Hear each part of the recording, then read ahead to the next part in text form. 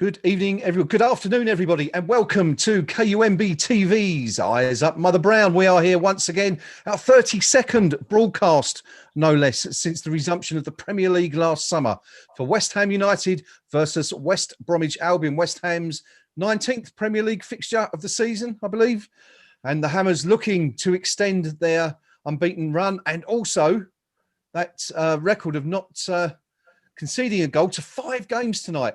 And we, Rio discovered on Saturday that we think that's the first time, well, the 4-game run is the first time we've done that since 1985, 86 season between November and December 1985, a 5-game run there, which we could possibly emulate tonight with another clean sheet. Anyway, without further ado, because we are running slightly later than usual and than expected, Gnome is going to bring us the teams. Gnome, over to you, please, buddy, for both West Ham and West Brom's teams. Good evening, everyone. Well, one change for us this evening when Lanzini's coming for Fornals, who drops to the bench. So we line up as follows: Fabianski, Soufal, Dawson, Ogbonna, Cresswell, Souček, Rice, Bowen, Lanzini, Benrahma, and Antonio.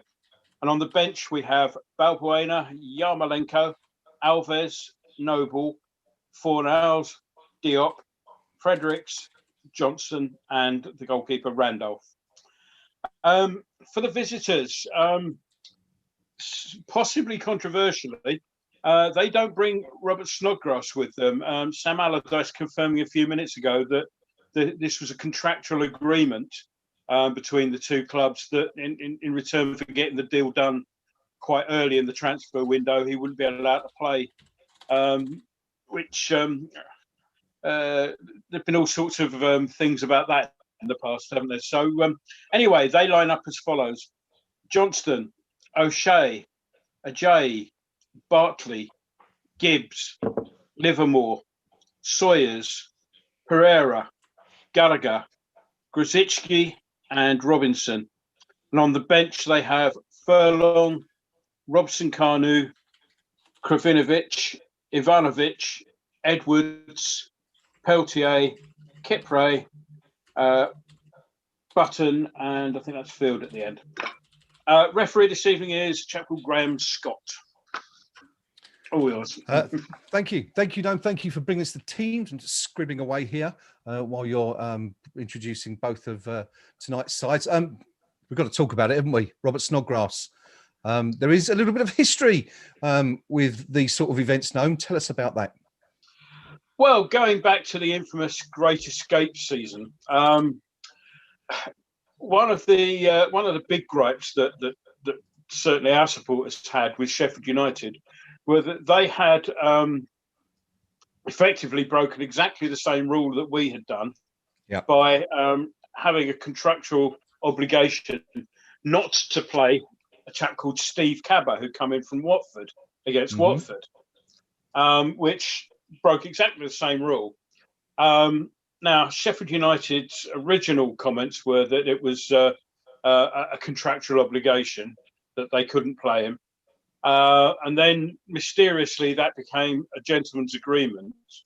I think the thought being that if there were such a term in the deal, it would contravene FA rules anyway.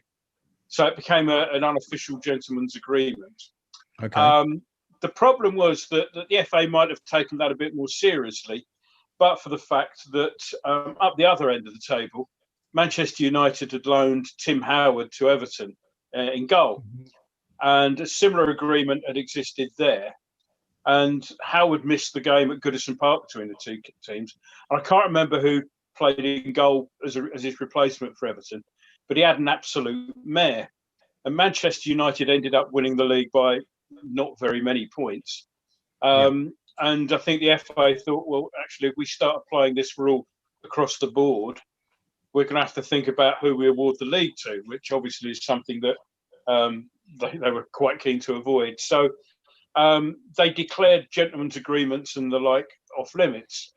They rectified the situation for the following season, where they said any loan arrangements would automatically mean that a player couldn't play against his parent club and that was sort of enshrined in the rules and regulations. Yeah. Now, obviously, this is no loan agreement. This is the Snodgrass deal is a full transfer, Okay.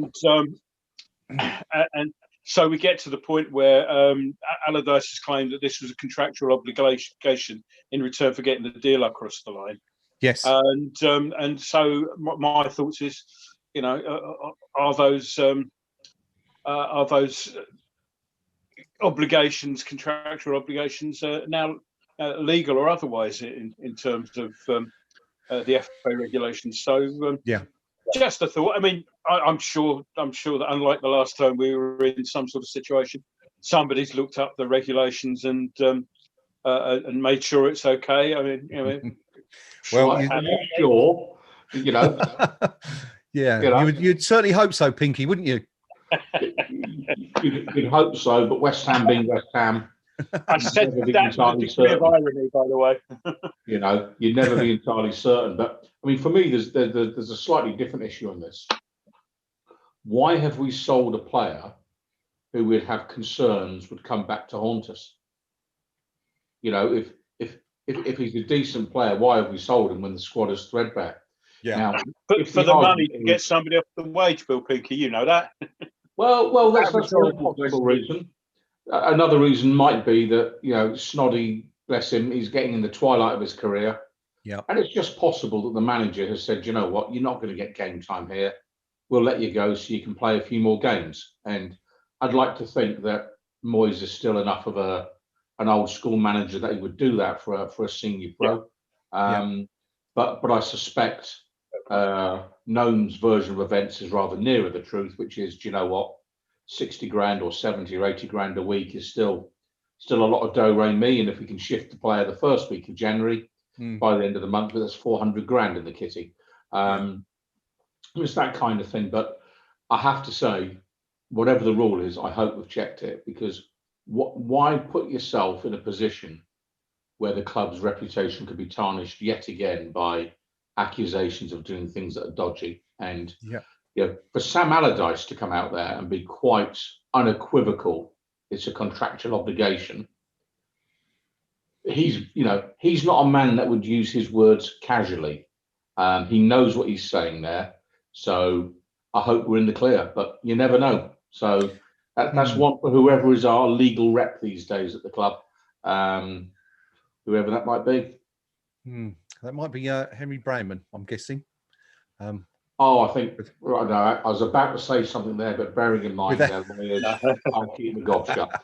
Moving swiftly on. Without going into details. Anyway, there you go. So Robert Snodgrass not playing for the Baggies tonight. A contractual agreement, says Sam Allardyce, between West Ham and West Brom as part of the transfer that saw him move from East London to the Midlands a few weeks ago.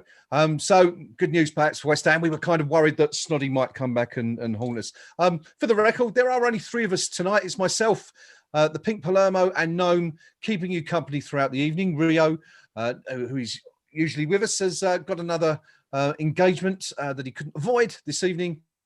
Not sure he's going out on the town or anything like that, in case anyone's thinking of calling the old bill. But unfortunately, Rio can't make it tonight. So it's down to the three of us. And that means that Pinky has kindly agreed to keep an eye on both of our fan forums this evening. That will be the KUMB.com forum match thread, and also on behalf of West Brom, it's westbrom.com. I think we're keeping an eye on tonight, Pinky. Is that right? It is, yeah. Okay. It's not the most accessible website I've ever seen, but we'll certainly give it a go. If you just look at the recent record between the two clubs, I can't imagine I've got too many Baggies supporters overly optimistic of coming away from the London Stadium tonight with anything other than nil point. But you never know. No, especially with Sam Allardyce in control. The last meeting between the two sides, and we were in different divisions. It was almost exactly a year ago today, the 25th of January, 2020. West Ham hosted West Bromwich Albion in the FA Cup, third round, I believe it was. And of course, the Hammers beaten by Slaven Bilic's championship side on that day. Connor Townsend scoring the only goal of the game in the 9th minute, which coincidentally is exactly what happened in West Ham's last outing when Michail Antonio scored the only goal of the game in the 9th minute to beat Burnley when West Ham extended their run of not conceding a goal to 4 games.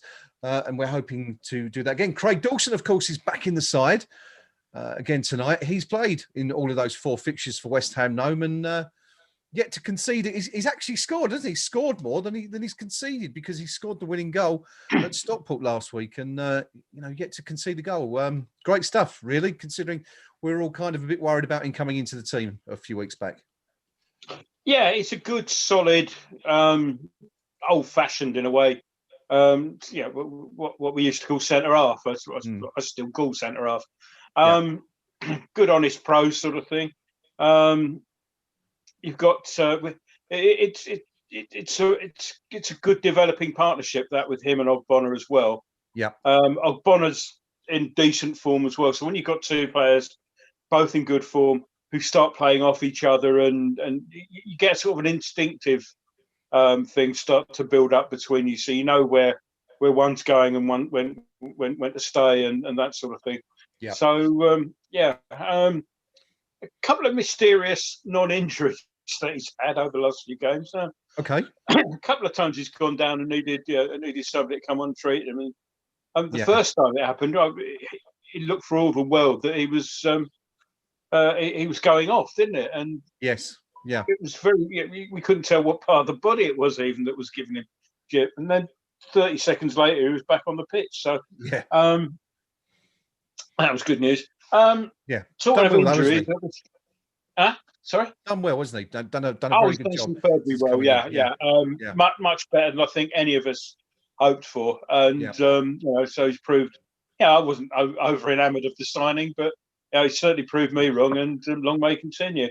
Yeah, very much so. No, go on. What I would say, talking injuries, yes. I've noticed that obviously we've dropped the young lad who's been on the bench the last couple of games, Odubeku. He's not even on the bench this time. Yeah. Which leaves us, if you look, if Lord help us if anything happens to Antonio, has been our sort of watchword pretty much all season. But if you look at our bench, Balbuena, Yarmolenko, Fornals to a certain degree. I suppose in a way those are sorry, I said Balbuena in that. I mean Yarmolenko is, and Fornals probably the only real attacking options. Although there's been some talk of Diop, but perhaps being sort of pressed into emergency service if required up front. But a la Ian Pearce in a sense. Or going back even further, for those of us of a certain vintage, Tommy Taylor. Good Lord. That wasn't much of a success. Well, we hope it doesn't come to that. Still a better striker than John Radford. Yes. John Radford, of course, who signed for West Ham, didn't score for a year, scored on his debut the following season for, was it Notts County? Blackburn. Kind of up that way. It's all up there. But anyway, good evening to everybody joining us on the live stream. Hello to Hobo, to Chris, Rob, Dan, Olive, and of course Rio, who's joined us to say, I haven't got a previous engagement, I'm working. So there you go. So previous engagement. He's not allowed to watch the football. He's been told off. Yeah. You've seen your game this week already, young Rio. That's all you're allowed. Yeah. Rio, well, perhaps Rio might be joining us a bit later then if he's working. Rio, let us know because we haven't had an opportunity to chat about it today. Also, hello to Richard Van.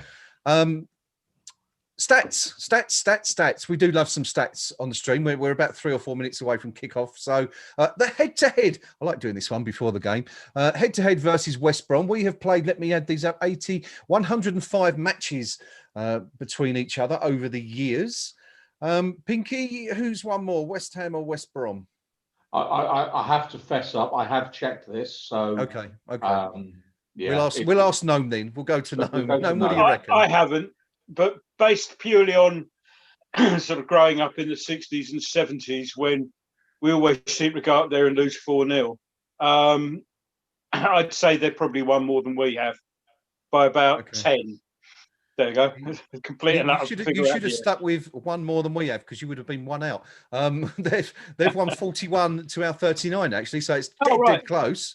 Yeah, like it was against Burnley. Obviously, the 60s and 70s and 80s weren't a good time for West Ham West Brom matches then. Yeah, it seems that way. And 25 draws as well between the two teams. So West Ham looking to close that gap to just one game tonight. Predictions, gentlemen. Pinky, what are you reckoning tonight? 2-0 West Ham. I think we all know what Big Sam's going to try and do here tonight. He'll try to frustrate. He'll try to make it very difficult for us to get anywhere near their box. He will defend their box with a passion. Of that, I've got no doubt at all. Yeah, we really have got a little bit too much quality for them. And if we haven't, then I think questions start needing to be asked about our recruitment. But let's not forget where the baggies were very recently. They haven't spent a lot of money other than in our direction. Yeah. And you know, the two players have taken off us in Dean Garner and Snodgrass. Neither are featuring tonight. So I suspect what we'll see is quite a workmanlike West Bromwich Albion, but I think we'll have just enough edge to grab a couple of goals and take the points. Okay, thank you. Good stuff. No, what are you going with tonight? Yeah, I think this will start off a little bit like us against Burnley the other day. As Pinky rightly says, we know their manager, we know the way he's going to set up. However, there is a big difference between West Brom and Burnley in that I think Burnley are stronger in defence. I know we basically gave them a hard time or Antonio gave them a hard time on Saturday, whenever it was.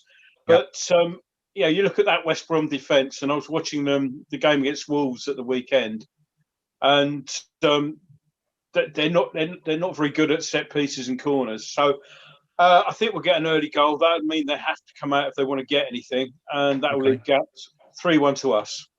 3-1. Goals, says Gnome tonight. I'm not so sure. And We're underway. I'm going to go for. I'm either going to go for a 1-0 West Ham or 1-1. I'm going to go for 1-1 because as much as I'd like to see us keep a fifth consecutive clean sheet, I just don't see it happening. So I'm going to go for a 1-1. The game is underway.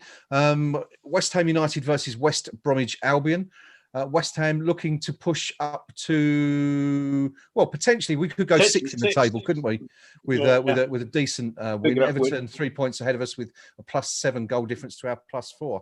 I'm so far behind you guys, it's unbelievable. They're just taking the knee on my screen, so I shall be deferring to you guys for my time check is 44 seconds now. Okay, I'm going to change stream while we're doing this. I'm with you, Gnome. So. So it's to you guys. Not much happening anyway. Just early sounding each other out. Throw in on our left hand side to West Brom. It's just really sort of neither side have put their foot on the ball in the first 1 minute and 11 seconds now. So I'm exactly bang on with you. I found another stream and I'm bang on time. So that's good. We're all together. So hopefully we can be celebrating goals in unison. Michael Antonio, Pinky scored again at the weekend. Back in form. Looking for a performance from him tonight. We need a performance from him every time he plays. I mean, the brutal truth is, if he doesn't do it, who does? And he is a player that causes defenders problems. He's blossomed, dare I say, in the twilight of his career, into a very, very good forward player. That you'd put him in that category if you were a defender as I don't really want to play against him. Yeah. He'll run you ragged all night. He'll do loads of hard work. He's physical, he's strong, and he's got plenty of skill as well. And he's on the ball now. Just played the ball wide there to Cresswell, who carries it forward. Feeding down that left flank. There's a player in gloves. So he gets a decent for that straight away. There's Ben Rama. And a little bit scrappy. West Brom win the ball though. Yeah, 2.5 minutes gone. West Ham United nil, West Bromwich Albion nil. The Hammers, as we said, looking to potentially go 6th in the table with a win tonight against an Albion side that's struggled of late, but as Gnome pointed out a few minutes ago, enjoyed a really, really impressive win, albeit perhaps slightly fortuitous given the 2 penalties they got in the Black Country Derby at the weekend. So here we are, 3 minutes into the game. I'm just catching up on everything that's going on, trying to get everything sorted, as you can tell. Pinky, we haven't touched on the KUMB forum to see what people were saying before the game. Is there a lot of confidence out there going into this one? There was the usual comments around Allardyce parking the bus and all that sort of thing, which I don't know. I'm kind of done with the Allardyce argument now. I think we are. Yeah. We need to move past him, and there is too much of the let's just beat Big Sam. I don't see overriding confidence, though, if I'm being truthful. What I do see on the Baggies forum is plenty of pessimism. So maybe that's a better yardstick. They're bitterly disappointed on the Baggies forum not to see Snodgrass out there tonight. They think they've been tucked up good and proper, and dare I say it, I said it at the top of the show. Sam Allardyce is, when you start saying if he actually said contractual agreement, I think there could be some bother coming our way because of that. Well, we shall see what transpires with that one. Knowing what's happened in the past, that would be very, very foolish of the club to be involved in something like that. Of course, as Gnome pointed out at the top of the show, 4.5 minutes gone. West Ham nil, West Brom nil. West Ham, Gnome, pretty much controlling the game so far in possession, but Albion. You could have said this was going to happen. We knew this was going to work out this way from the start. West Ham, are going to have to work hard, aren't we, tonight to find our way through these 2 banks of 4 or 4 and 5, whatever it is, as West Brom win a free kick. Yeah, West Brom just won a free kick. Sorry, I think that's 7. Robinson just being clipped there by a combination of Lanzini and Dawson, I think. It's pretty much what's going to happen. We did try and play a little bit quicker there, try and play it between the lines to Antonio, but it was kind of drilled at him a little bit, which is where West Brom came away and where the free kick has now been granted just inside their half. They've launched it predictably long. Antonio's back there to head out to the our right-hand side of the box. West Brom trying to manoeuvre something, a little back hill, but Bowen's been clipped twice there, and the second one is finally given. So bit of a pointless free kick from West Brom there. Not intelligent football from I'm not sure what number is. That's number 12 there. Pereira. Because if he tries to cut off Bowen there, then he keeps us penned in. But a couple of silly little clips and the sort of thing that as managers banging their heads against the wall. Why did you do that? So scored a couple at the weekend, didn't he? No, Pereira, didn't he score 2? 2 penalties. 2 penalties. So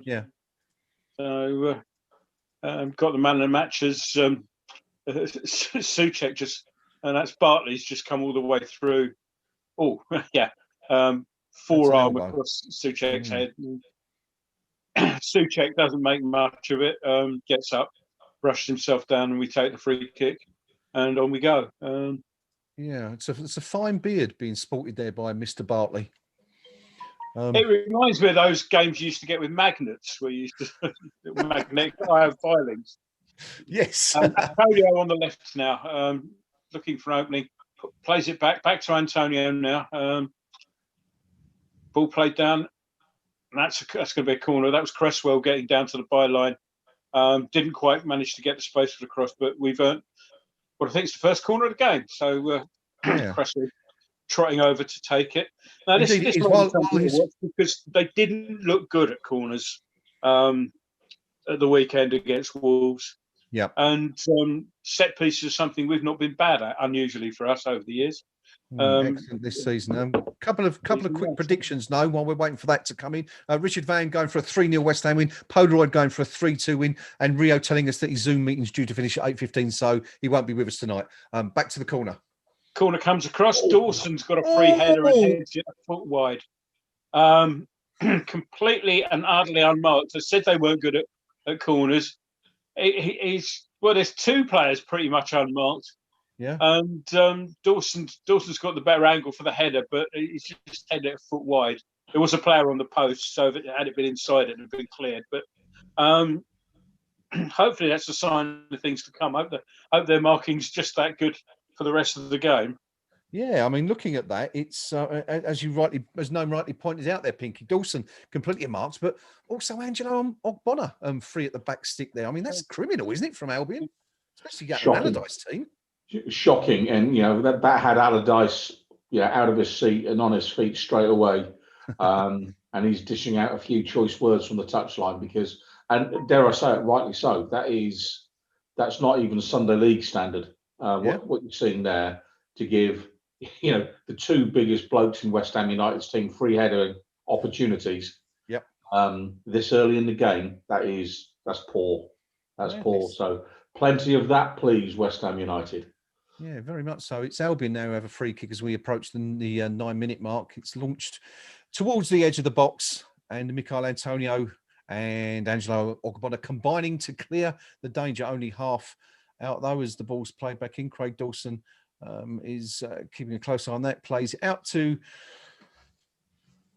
Bowen, who's sort of half cleared it again. Sorry, to Kufal, who's cleared it to Bowen. It's all West Ham pretty much at the moment. Known we're just looking at the stats, and it is of course early days. We're just approaching the mark where Michail Antonio scored the only goal of the last game against Burnley. But West Ham enjoying 78% of possession so far. That's not something we've seen often this season. Yeah, it's a function, as I say, of how West Brom. Sorry, I was thinking of the Wolves game the other day. How West Brom, how we knew they were going to line up, playing a little bit like us, as we often do. Get players behind the ball, but try and attack on the counter. Now, Wolves haven't really shown anything on the counter. When they've got the ball, it's been ponderous, and I wouldn't even say half threat, has come really from free kicks where long balls have been launched into the box. Lanzini on the ball has been caught. I thought he's been called offside there.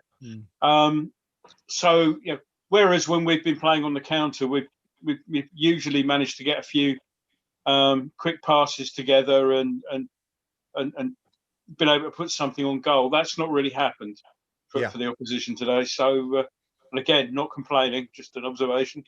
Yeah, sure. A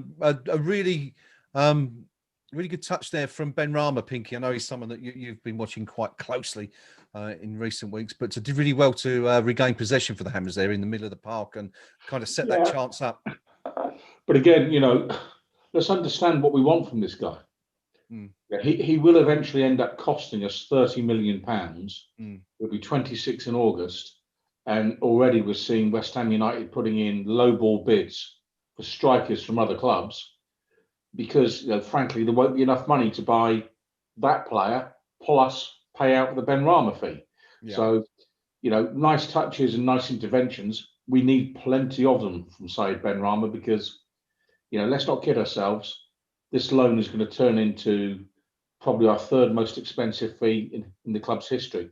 Yeah. And we need more from him every single game than we've seen so far. And that's not singling him out. It's just the harsh reality of, there's only so much money to go around. And if you spend it on one player, you can't spend it on the next. I felt a very interesting comment from David Moyes, where he'd been speaking about, where we'd bought very sensibly. And he named 3 of the players that he had clearly signed in Souček, Kufal and Bowen, but rather pointedly made no reference at all to Saeed Ben Rama. Interesting. Coming back to the game quickly there, we've just seen Grzycki lead with an elbow. Second time. Poor Thomas Souček's taken one in the mush there. And looked a bit dodgy to me, that one. No, that was his mate Soufal, that one. Oh, sorry. That one, when you look at it, looks a little bit more premeditated. If you looked at the player has a look at exactly where Soufal is, so has a look at him, and then leads in with a forearm. As West Brom come forward, and there's a chance here now, and well, he's been held back there by that's superb defending from Soufal there. Yeah, excellent. I'm not sure the West Brom player was there. That's Grzycki again. Nice ball, he's run from deep, and he's actually got into the box, borne down on goal, and Soufal just basically holds him up. He pulls the ball back to the edge of the box, and the shot goes way over and wide. So a little bit, the first real proper attempt on goal from the visitors. The fact that it was a rubbish shot from outside the box.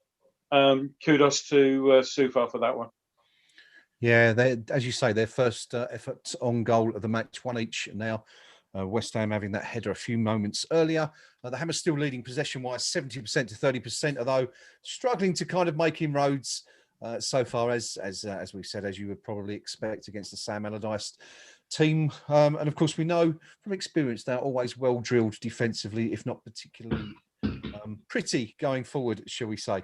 14 minutes gone, West Ham United 0, West Bromwich Albion 0. Rob Young, welcome to the stream. Rob saying, doing a Paddy Hammer here, has no idea what the score will be, but love a thrashing to confirm we're really a cut above, but he's going for a win anyway. So everyone's still fairly confident. It's been a very quiet opening for the Hammers so far. A couple of sort of meaty challenges, should we say, from Albion going in, Kufal and Souček both on the receiving end so far. I think Grzycki was responsible for both, wasn't he? No, I think both of those challenges were. You think that after the second one, the ref might have wanted a quiet word. The second one did look premeditated. You only had to look at the way he looked at the player when he was coming in. Yeah, definitely. You know that when they take an eye off the ball, look at the player and see where they're going to go. Long ball played down the right into the channel there. Antonio's down by the corner flag, still managed to get a cross in, which nobody seemed quite alive to. It's been cleared for a throw in, but wasn't the most powerful of crosses, but he managed to get an angle for it. But again, first time I think we've seen that out ball where it's played into the channel for Antonio to run down. That could have been interesting. Throw that was just cleared back to his own goalkeeper there. Clever throw that might have produced something, but a good defensive header spotted it. So nothing doing. West Ham, we touched on Antonio already, Pinky, but to me, he looks quite up for this one again, as he has done in the last few weeks, sort of making himself busy, getting involved. We've already seen him hold the ball up a couple of times. We need, and as you said, we need that, don't we, desperately?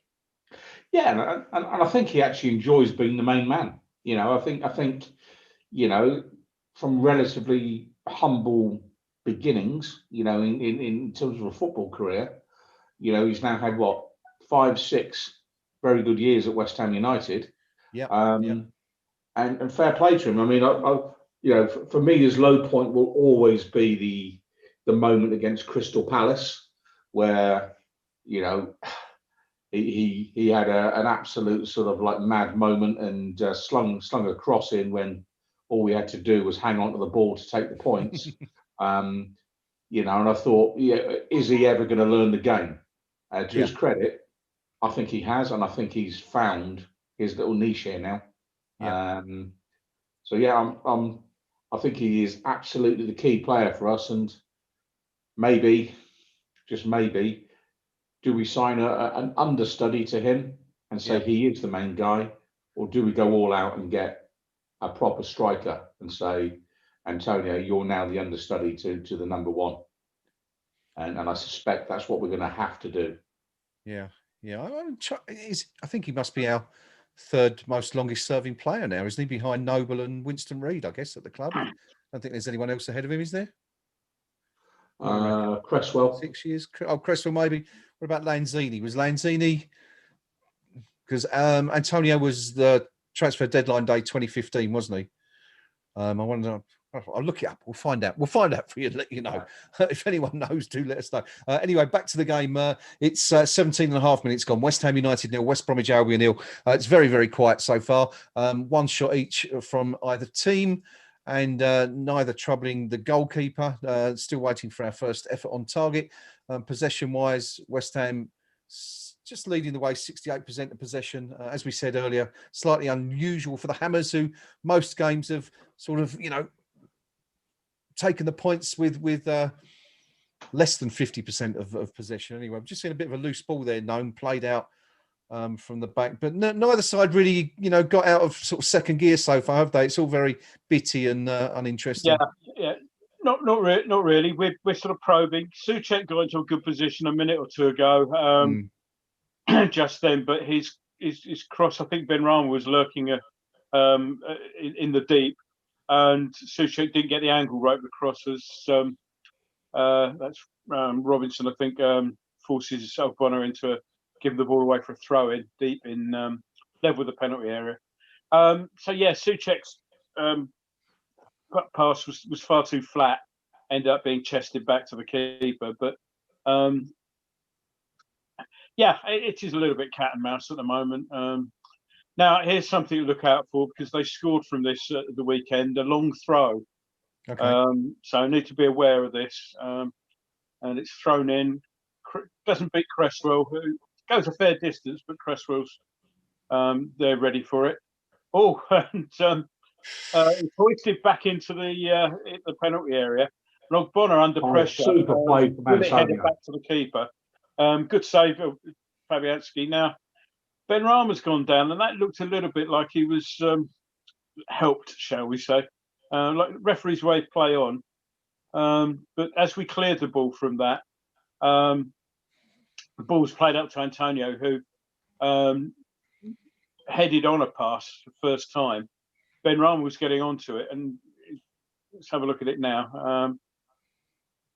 Well, O'Shea stuck a leg up at it towards the ball, caught him on the side.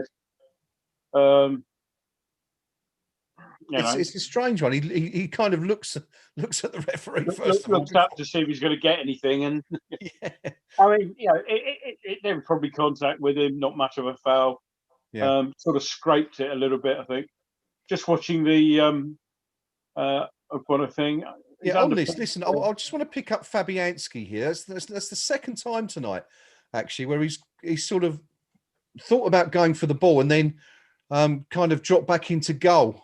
Not sure we've got any sort of qualms about his aerial prowess, Pinky, but just a couple of times really. He's looked I certainly prefer him there to Randolph. Yeah, for sure.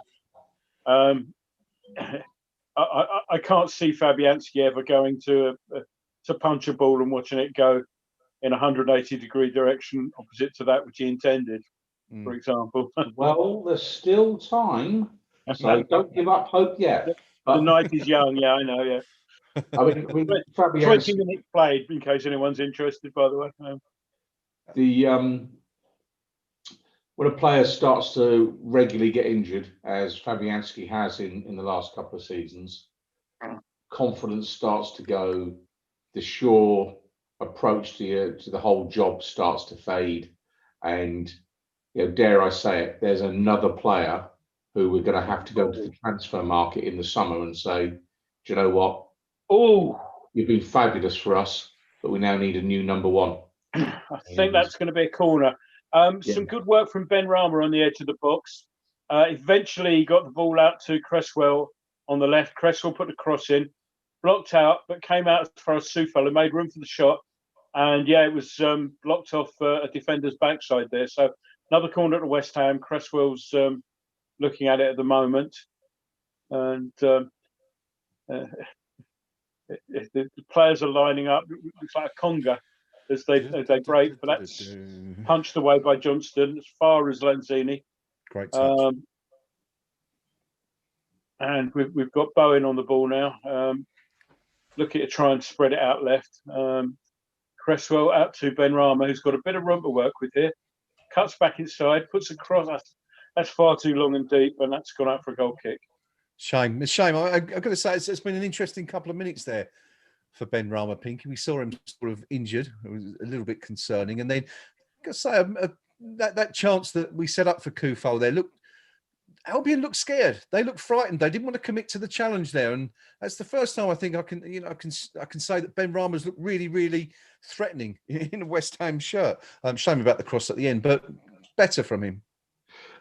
Yeah, and you can understand, West Brom's position. West Brom's position is they've got a manager who's drilled into them all week.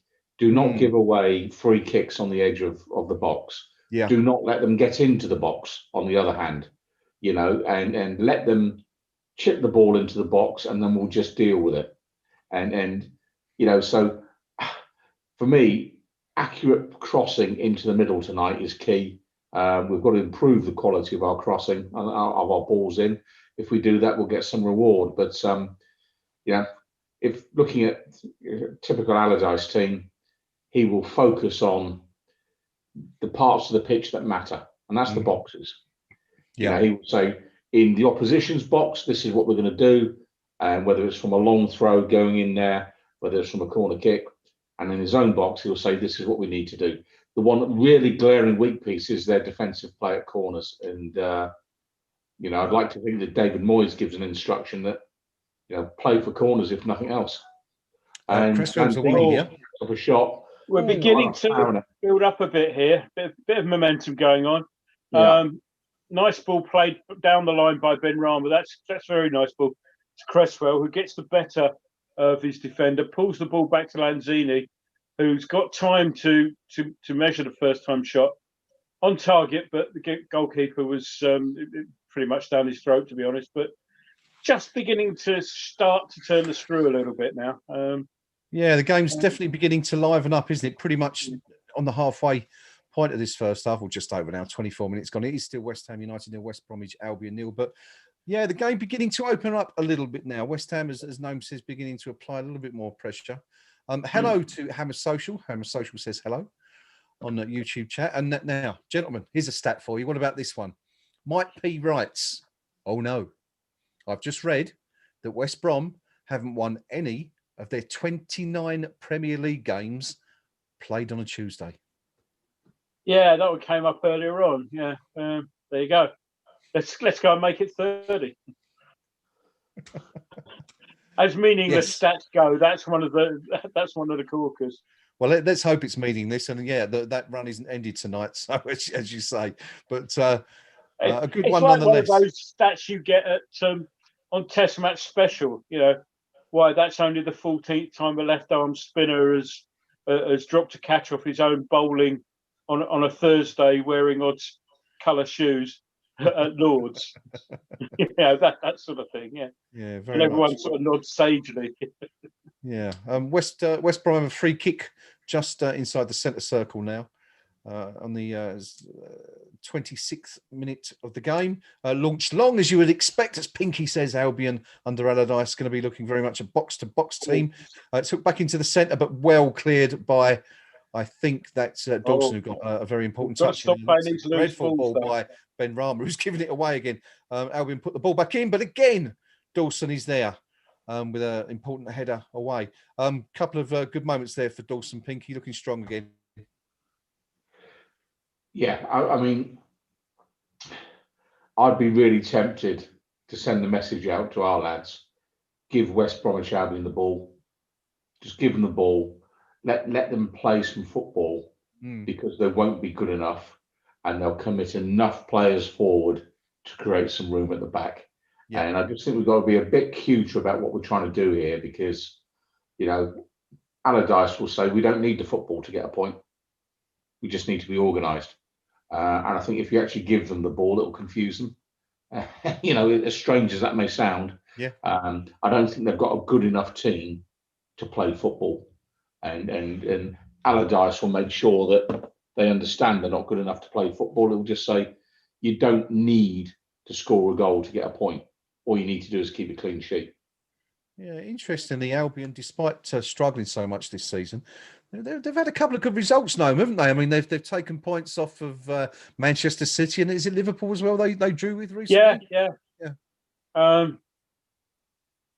I think they've taken advantage of both teams when they haven't been at their best. Similarly with the Wolves win, Wolves have really been off the pace lately. Yes. And but well, cross comes in now from the left again. It's sort of it's cleared, but not very convincingly by West Brom. And the ball's back with Cresswell now, who plays a low ball into Lanzini.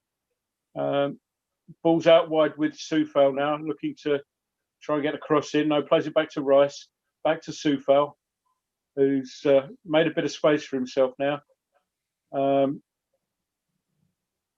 Back with Soufal, who's at the centre of things at the moment. Rice out on the right wing, out to Soufal again. Get it in.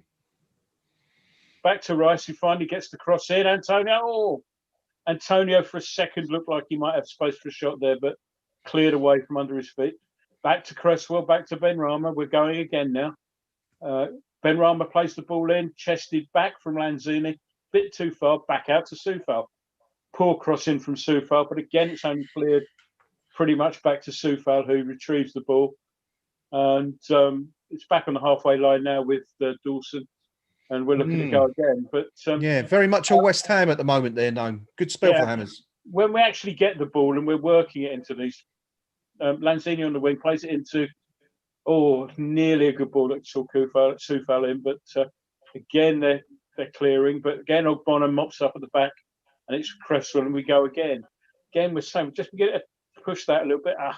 There's a ball that Antonio didn't read, but we scrambled through, and Antonio's come out with it somehow there.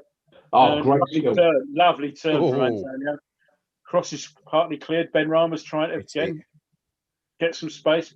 Plays the ball in, and I'm not sure if the flag went up there, but that was Bowen on the turn. Yeah, the flag went up offside, but Bowen on the turn just pushed it wide. But again, lots of good pressure. Bowen's half a yard offside there. No question about that. But beginning to look good.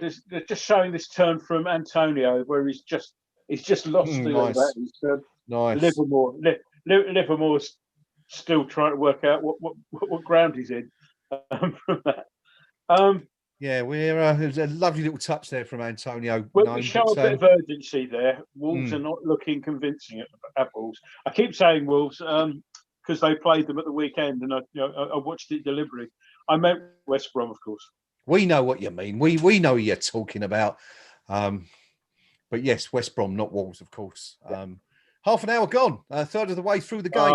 It's really beginning to open up a little bit now, Pinky. West Ham still with 67% of possession. Very unusual for the Hammers. That one just not coming off. But I've got a little feeling that there might be a goal coming not so far from now, Pinky. Yeah, I mean, we're knocking on the door, that's for sure. And it isn't quite controlled defending from the Baggies. They're hanging on a little bit, and it's just the difference in quality between the likes of Bowen, Benrahma, and Antonio, and who they're up against. I think we've got to be fair to West Brom. This is largely a championship team, and you almost feel sorry for supporters of other clubs in the sense of when their owners have clearly not got the funds to invest in it. They might just be going with what I always call the Burnley strategy: get promoted, get relegated, take the parachute money, and build gradually, and just hang on to as much of the parachute money as you can each time, but never really invest, until you've done it 2 or 3 times. And based on what I've seen tonight, team formerly known as Wolves, they've just had another effort on goal. 20 yards wide and 20 yards too high, but Robinson makes the point for me. They're coming forward again now, and but the cross hits the back of Cresswell, who between him and Lanzini mop up, and Lanzini does like playing these balls as he comes out of defence back towards the defence. We've seen one that's caused this problem earlier on. That one it was accurate, but I'd like to see him, if he's playing it away, move it forward, not back into the danger area. I was enjoying the unorthodox defending there from Cresswell. Gnome, turn your back, let the ball hit you on the arse. Yeah. I've seen you do that enough times, mate. So. Well, with a backside this big, in fact, that's your best foot, your ass, wasn't it? As I recall. What can I say? What can I say? What can I say? Left foot like a wand, mate. Yeah, as you know. 32 and a half minutes gone. West Ham nil, West Brom nil as Kufal takes a throw back into the centre as West Ham try and build again. Declan Rice looks to loft one into the box towards Michail Antonio, but it's cleared out comfortably by Albion, and West Ham look to build again as Angelo Ogbonna comes in with one of those. He's got a thing about doing that, Pinky, isn't he? Sort of coming in ahead of his man and getting a header in. That's I've seen him do it a couple of times tonight, but also a few times lately. He's very alert lately, is our Angelo. Good turn and when you get it right, from Antonio that brought a free kick here, actually in a very dangerous position. Yes. Ball was played in by Cresswell to Antonio, and he's basically just taken the ball away from him, and Ajayi's just stuck a leg out and caught him. So free kick, left hand side slightly of the penalty area. The referee's getting the shaving foam out. It's a right footers. Yeah, we were just touching on Ogbonna there, Pinky, just saying he's looked the part of it, hasn't he, lately? Yeah, when it works and you make those interceptions, it's good defending. When you get it wrong, you get slaughtered for it. Yeah. And the difference between Ogbonna and Diop, when Ogbonna does it, he executes it to perfection more often than not. Yeah. When Diop does it, he quite often gets caught out, and that's the difference. Yeah, very much so, very much so. Gnome, dangerous free kick this for West Ham. Big chance now. Yeah, and we did have 4 players over it. It's now Lanzini, Rice, and Cresswell, and it's looking like Lanzini. It would suit a right foot effort slightly better than a left one. So let's see if we can beat the wall. Lanzini comes in, it's beating the wall. It's just over, maybe a couple of feet over the top there, but. Again, getting closer. We're getting closer. I can't help but think every time we get a free kick like that, mine just goes back to Mr. Pyatt. Yeah. And you just think every time you get that close, you're expecting. It was as good as a penalty, wasn't it? Oh, wasn't it just? We'll never see that again. We'll never see such consistency of such brilliance at free kicks ever again. I'll tell you something tactical about West Brom, having noticed from that free kick. And I don't know, I haven't noticed it much over the last week or two, but this habit of having a player lie down as a draft excluder, they didn't do that. So maybe that trend has died a death as they get across him, but it's far too deep, and Soufal will come away with that. And in fact, he'll leave it go out for a throw in, draws a foul as well, which. I think it was out for the throw first, though. Yeah. What they've done instead, Gnome, was they've actually got the players lined up in the correct height order for the perceived threat. So, the instruction was, do you know what? The big guy's going right in the middle, kind of thing. And again, classic Allardyce, no nonsense. I didn't have to lie on the floor when I was playing. Yeah, so you won't have to. Yeah, but I do him a disservice there. I mean, let's be honest. He knows a thing or two about defending, and it would be simple instructions executed to perfection. That's his trademark, and that's what he wants his team to do. Keep it simple, because they're not good enough players to give them complicated instructions. They're just not. They wouldn't be where they were in the league table. Yeah, very much so. And just played a ball into the box there that took a slice off a defender. Johnston just kept it in, I think, saved it going for a corner. But Ben Run was trying to find Antonio in the box there, but he's getting himself a little bit of room on the edge. And if he can get that final ball going, it should be we should be looking at something coming from it. Having said that, it's 36, 37 minutes just coming up now, gone, and we still have yet to open our account. Looking quite dangerous tonight, isn't he? And of course, going back to Allardyce there,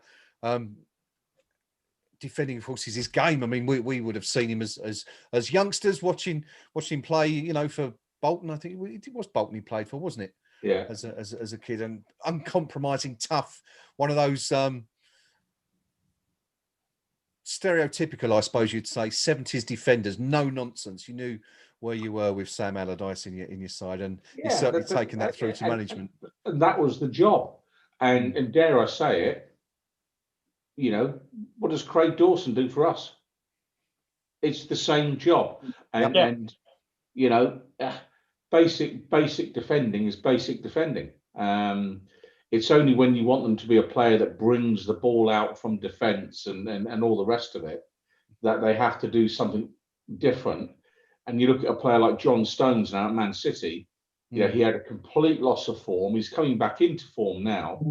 But I just sometimes wonder if coaches and managers confuse footballers by asking a bit too much of them from what they've been used to over the bulk of their careers. Greenwood was always a big advocate of keeping things simple, and I have to say I'd go along with it. You just keep the game simple, because not every player is a rocket scientist. They can't all be Dowies. Yeah, Stones is a really good example, actually, because you know, he's just not the same player, is he, at Man City that he was before that move. He's coming back a little bit, but he's had a really ropey season and a half. Yeah, definitely. Well, I mean, he's been linked with us. That's how ropey he's been. You know.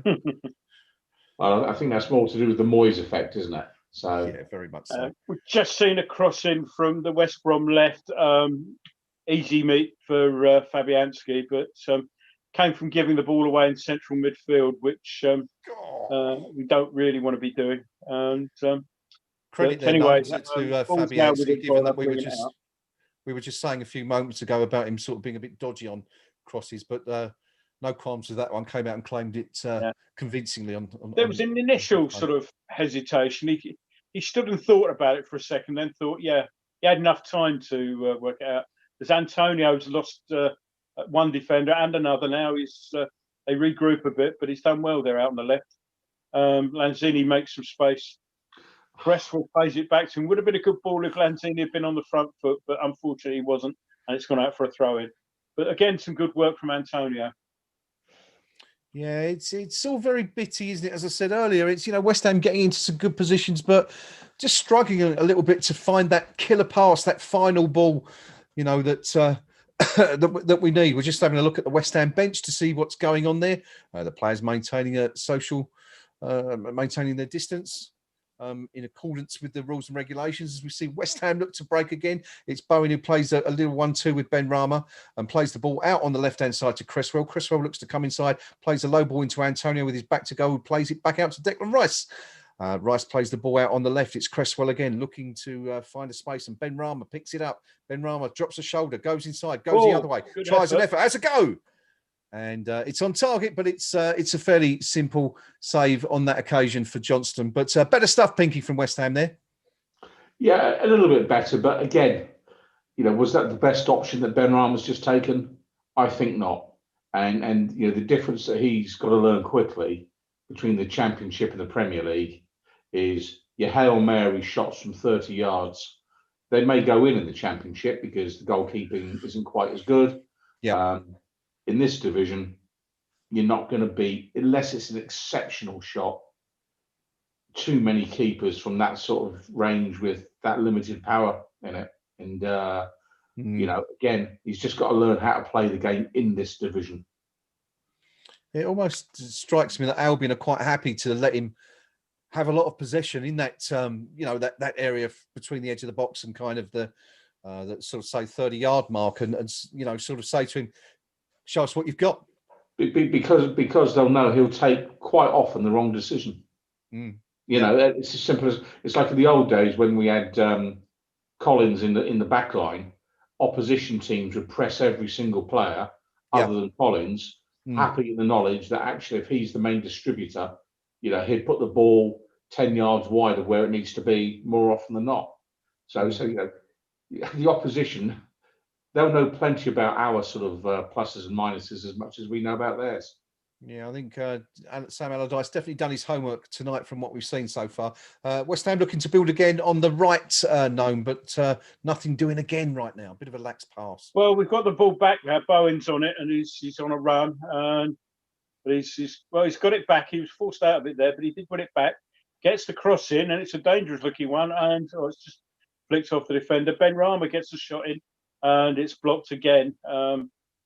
Wolves living a little bit dangerously there. Some good work from Bowen there, but they're becoming away on the break now.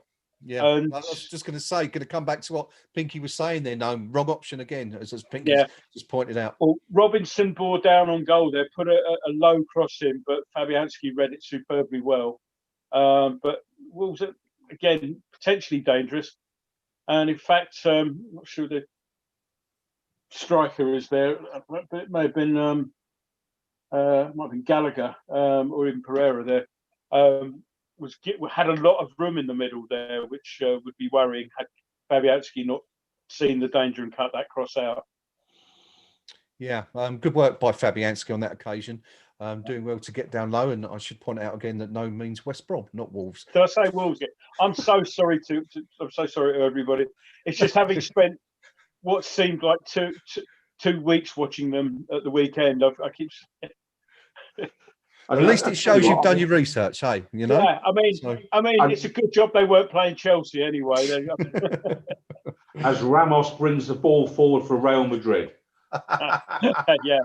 Oh, it's Kufal, much the same thing. Oh, got into a good position, tried to pull the ball back to the edge of the box, and it was a poor ball cut out. But again, more and more promising positions. But we need to be a little bit more, dare I say, incisive. Yeah. A bit more cutting in that final third. We're getting into a lot of good positions, and the final ball isn't there. Ben Rama on it now. Now Rice is looking. Plays it to Souček, rescued by Antonio, but again, poor ball into the box. Nobody on it. Wolves clear, and actually may be able to make something of this as they bring it away. The clearance landed, fortunately. Wolves. West Brom. You see, this is the thing. You've done it now. It's implanted in your mind. You know, it's one of those. We're pretty much on the cusp of half time. Gnome, have we seen the card go up yet to show how many minutes? Not yet. No, not yet. Still waiting. It's as I said, rapidly approaching half time. No goals, but relatively quiet game really. But West Ham, again, really enjoying the Lions' share of possessions. We see Antonio, and he's away. No, yeah, was nearly away. Bartley came across to cover. What's his name? Ajayi. Yeah, Ajayi's. Antonio's got the better of Ajayi. He tried to put the ball back to the keeper, didn't get anywhere near it, and Bartley is the it's good work. Chap with a big beard, isn't it? Came across and rescued the situation. Again, Wolves living dangerously. Again, short throw in. 1 minute of stoppage, by the way. I see now as is it Dawson? Dawson, rather. Sorry. Long imaginary diagonal of shoot going up there, but it's not getting anywhere. Rice now has a go at see if he can probe something. Ben Rama again, couple of step overs, cuts it back, does get a cross in. It's long and deep. Gets in! Yes! I think that was a shot from Sufal there, but got his angle completely wrong, but it's flown in, and Bowen's the right man, the right place at the right time, and it's come flying in off Bowen. It was a good long cross from Ben Rama. If he was aiming for Sufal, that was an excellent cross. Sufal, as I say, I think it was a shot, but it went square rather than towards goal. But we'll have a look, see how much Bowen knew about it. Maybe it was a cross. Maybe it was a cross from Sufal. It's a little bit more deliberation when you see it the second time. I'd like to see where it's come off him. Is it off his shoulder? No, he's chested that in. Is it a chest? Yeah, if you watch him, you'll see it's his chest. Okay, let's have. We've got slow motion now, so we can just seeing it. He's chested it. It's come off about there. So yeah. Yeah, it's actually really inventive, Pinky. Yeah. Good thinking from Bowen. That I did both players a disservice there. I thought Soufal had shot and it had just hit Bowen. I think Soufal was playing it into the danger area, and Bowen actually did very well because to divert it goalwards, because if you look at that in slow motion, you can see the way he turned to divert it. Because if he hadn't turned, it would have gone straight back the way it came. So that's the half-time whistle. And what a time to score. What an incredible time to score for the Hammers. Bang on the cusp of half-time. It's Jared Bowen's 6th goal of the season, Pinky. And what an important one that could prove to be. Oh, not many, Benny. I mean, you know, Sam Allardyce would just be readying his team talk for half-time, basically saying, well done, lads. You know, they've had the lion's share possession, but they haven't had a real sniff of our goal. You know, he'd have been there ready to build them up and say, just give me another 40 minutes of that and maybe we can nick something. Suddenly, he's got to go in and say, crikey, we've now got to play some football to get a point. And instead of being able just to sit back and absorb, they've now actually got to come out and say and show us what they can do. And, you know, they're likely to leave plenty of space behind them and create an opportunity for us to exploit. So, you know, Ben Rama, I thought, did spectacularly well for the goal, actually. He worked really hard to carve out the crossing opportunity. I'll give him the benefit of the doubt and say he was aiming for a deep cross for Soufal. I'm not totally convinced, but I think he'd worked so hard to create the opportunity for the cross. I'll give him the benefit on the cross. I think Soufal deliberately crossed the ball in. I think that was a powerful cross in, just to get it in there and see what happens. And the speed of thought from Gerard Bowen. I mean, you know, that ball's coming at a fair lick. He's turned his body shape. And he's just got something on it to bang it in. So I think deservedly we go in at the break, a goal in front. And hopefully in the second half we'll see slightly more opportunities come our way as the Baggies press forward to try and get something back. Yeah, I think that's sort of borne out by the stats we mentioned, isn't it? West Ham definitely enjoyed the lion's share of possession anyway, and looking the much more likely side to score. And some great work from, as Pinky pointed out there, I see you've jumped on the Soufal bus now. Only to keep the peace, because is it Soufal, Souffle? I don't care. I mean, the right back. Okay, we're going to go for Soufal then. And Ben Rama with the cross and a great finish from Bowen. But I guess the best thing about that goal, Gnome, obviously it's great for West Ham to take the lead, but it means the second half is going to be a little bit more open than it might have otherwise been if, you know, we'd gone into the break goalless. Indeed, yeah. It's kind of roughly what we were saying at the top of the programme, as they say on the telly. Yeah. Insofar as that, if we got an early goal, for example, which obviously that wasn't particularly early, as late as it could be, but it would mean that for the bulk of the match, West Brom were going to have to try to come out and get something from the game. It means that the second half they're going to have to try and get something if they want to get a point for Sam to respect. And that's far more playing into our hands than the sort of putting 10 men behind the ball and trying to make us work for the opening. We're far better coming back on the counter. So very happy with the score. I think we've been the better team. It doesn't flatter us. We've looked the more likely to score whenever the ball's been in the opposition box. There's been a couple of iffy bits of defending by West Brom. I nearly said it.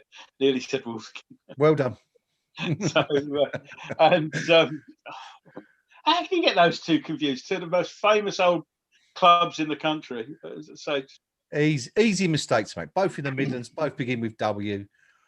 That's about as far as I can go. Both from that part of the world, yes. Yeah. Anyway, we know, as I said, we know who you mean. Anyway, here's an interesting stat for you. The half-time XG, which is, of course, the stat for expected goals, which is based upon the chances created by each team. West Ham's XG for the first half, 0.78. West Brom's, 0.07. So no surprise. I have no really. idea what that stat means. It all keeps coming up, and I just, but it sounds impressive, whatever it is. Well, I'm sure Pinky can explain it better than I, but as I understand it, it is based some on, other time, Pinky. Yeah. yeah, as I say, Yeah. the chances created. I've got the forum up actually. I know my laptop's sort of over there doing work stuff at the moment, but you asked me if I could have a go at the forum, and I've suddenly remembered my work phone's here, so I can use that to keep an eye on the forum if you'd like me to do so. If that's a help to the team, as my Well, that's fine. I mean, I know Pinky was covering both, but I'm sure he will appreciate the help. My penance for saying Wolverhampton Wanderers far too many times. I think I should go. Well, let's do that. Let's have a look at the forums. Pinky, do you want to start with the westbrom.com and let us know what the natives are saying up there in the Black Country? I think if you just visualize a balloon suddenly deflating, that's kind of the tone of their website at the minute. Bottom line is that the consensus amongst all their supporters, they felt they defended well for most of the half. Yeah, but made a crucial error with just 60 seconds left to go in the half. They were in possession, lost the ball, and then conceded, and just unforgivable. They can't see where a goal's coming from.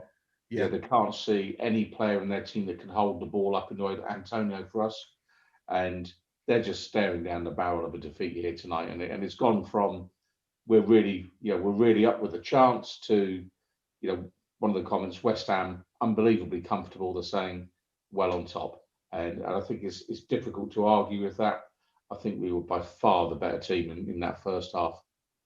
Yeah, very much so. And should point out, of course, that West Ham have now extended their run of matches without conceding a goal to 4.5 games. So we're halfway there towards that 5th game, which as Rio discovered for us at the weekend. The last time West Ham, we believe, went 5 competitive matches without conceding a goal was 1985, between November and December 1985. So that would be some record, or at least some time since we last achieved that record and emulated that. Pinky, did you line up anything for the KUMB.com match thread, or should we send Gnome over there right now? I've got some stuff here if you want me to. Go on, Gnome. Yeah. Well, it's just the way that the goal sort of changes the mood is always amusing with some of these, and specifically when there are some interesting posts that come just before the goal. And Junko Partner has come up with a corker just before the goal. He's written, "Bowen very quiet, not his usual all-action display." And then, obviously, the goal was probably scored as the the full stop was drying on the computerized paper there. And this was followed up a few seconds later with his comment, "Works every time." Yeah, there was prior to that, there was a little bit of discontentment about the way we were playing, and we were a bit slow. But there was some grudging respect from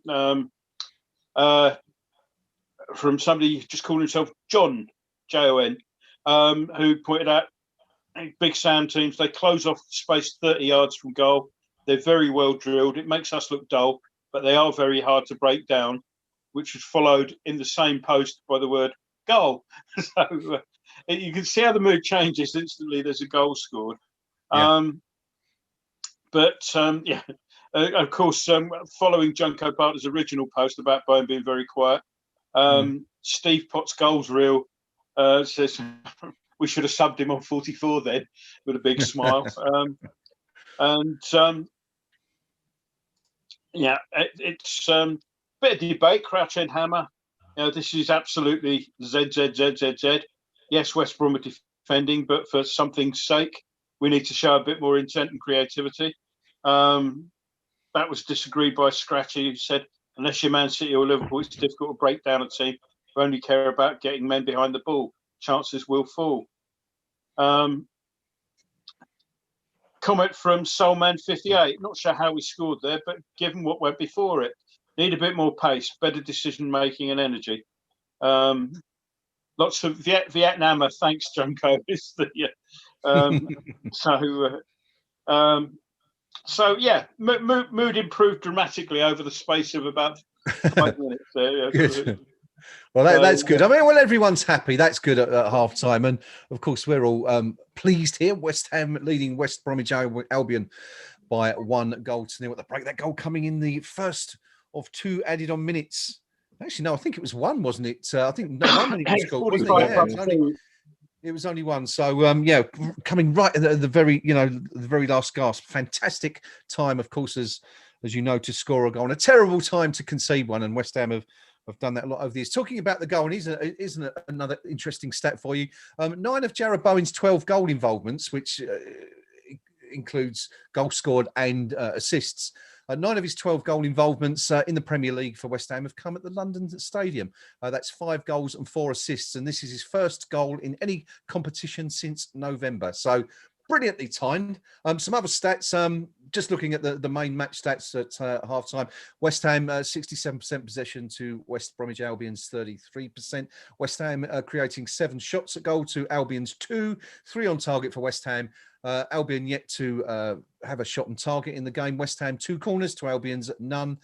West Ham committed 5 fouls to Albion's 4. And as we said earlier, that XG stat that we pointed out, if I could just find it, West Ham 0.78 expected goals. West Ham 0.78 to West Bromwich Albion's 0.07.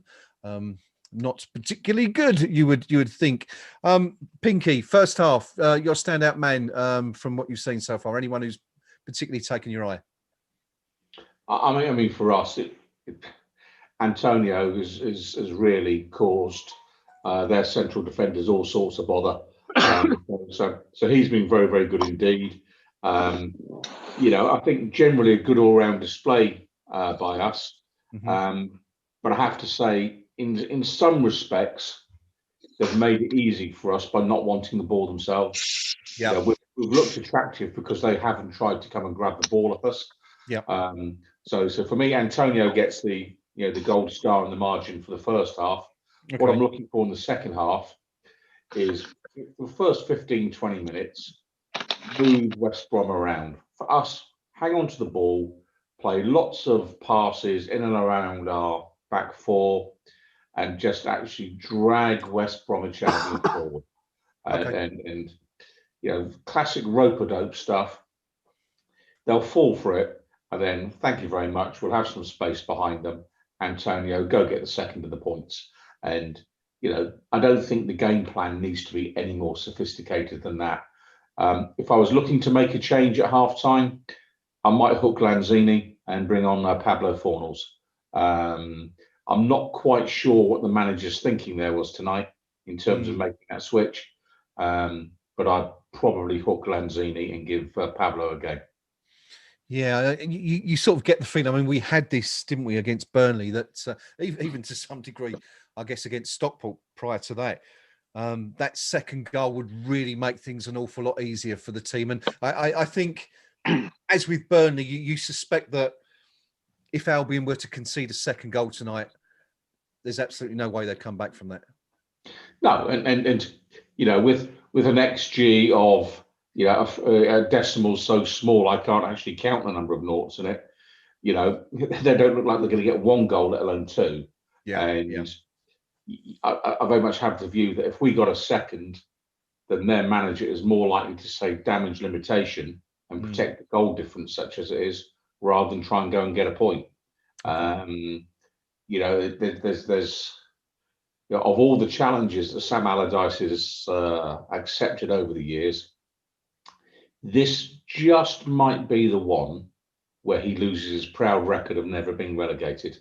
And it's going to happen eventually if you dice with death that often. But for me, the second goal for us, we absolutely got to get, because at 1-0, all they've got to do is have a lucky shot from 30 yards, and it takes a deflection, and suddenly you've dominated a game and got no more than a point. So, for me, keep it tight to 10-15, hang on to the ball, drag the Albion forward, and then bang, sucker punch them. That's what I'd like to see. Sam Allardyce masticating furiously emerges from the tunnel with a face like thunder as he takes his place in the dugout ahead of the second half. Clearly not very happy, Gnome, with what he saw there. Gnome, who stood out for you in that first half from a West Ham perspective, if I can ask? Yeah, Antonio was causing that they really, if we get him on the ball a lot more, because they really don't know how to handle him. Benrahma caught the eye, saw a lot of the ball. Yeah. It was his cross in the end that caused the goal.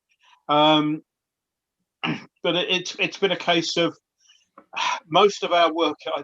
There may have been a stat on this that I've missed, but they do that stat where they have the arrows, and I'd be willing to bet that the vast majority of our stuff has come down the left. And where that's catching the eye is that Cresswell and Benrahma are linking up together. So that's something to keep an eye on.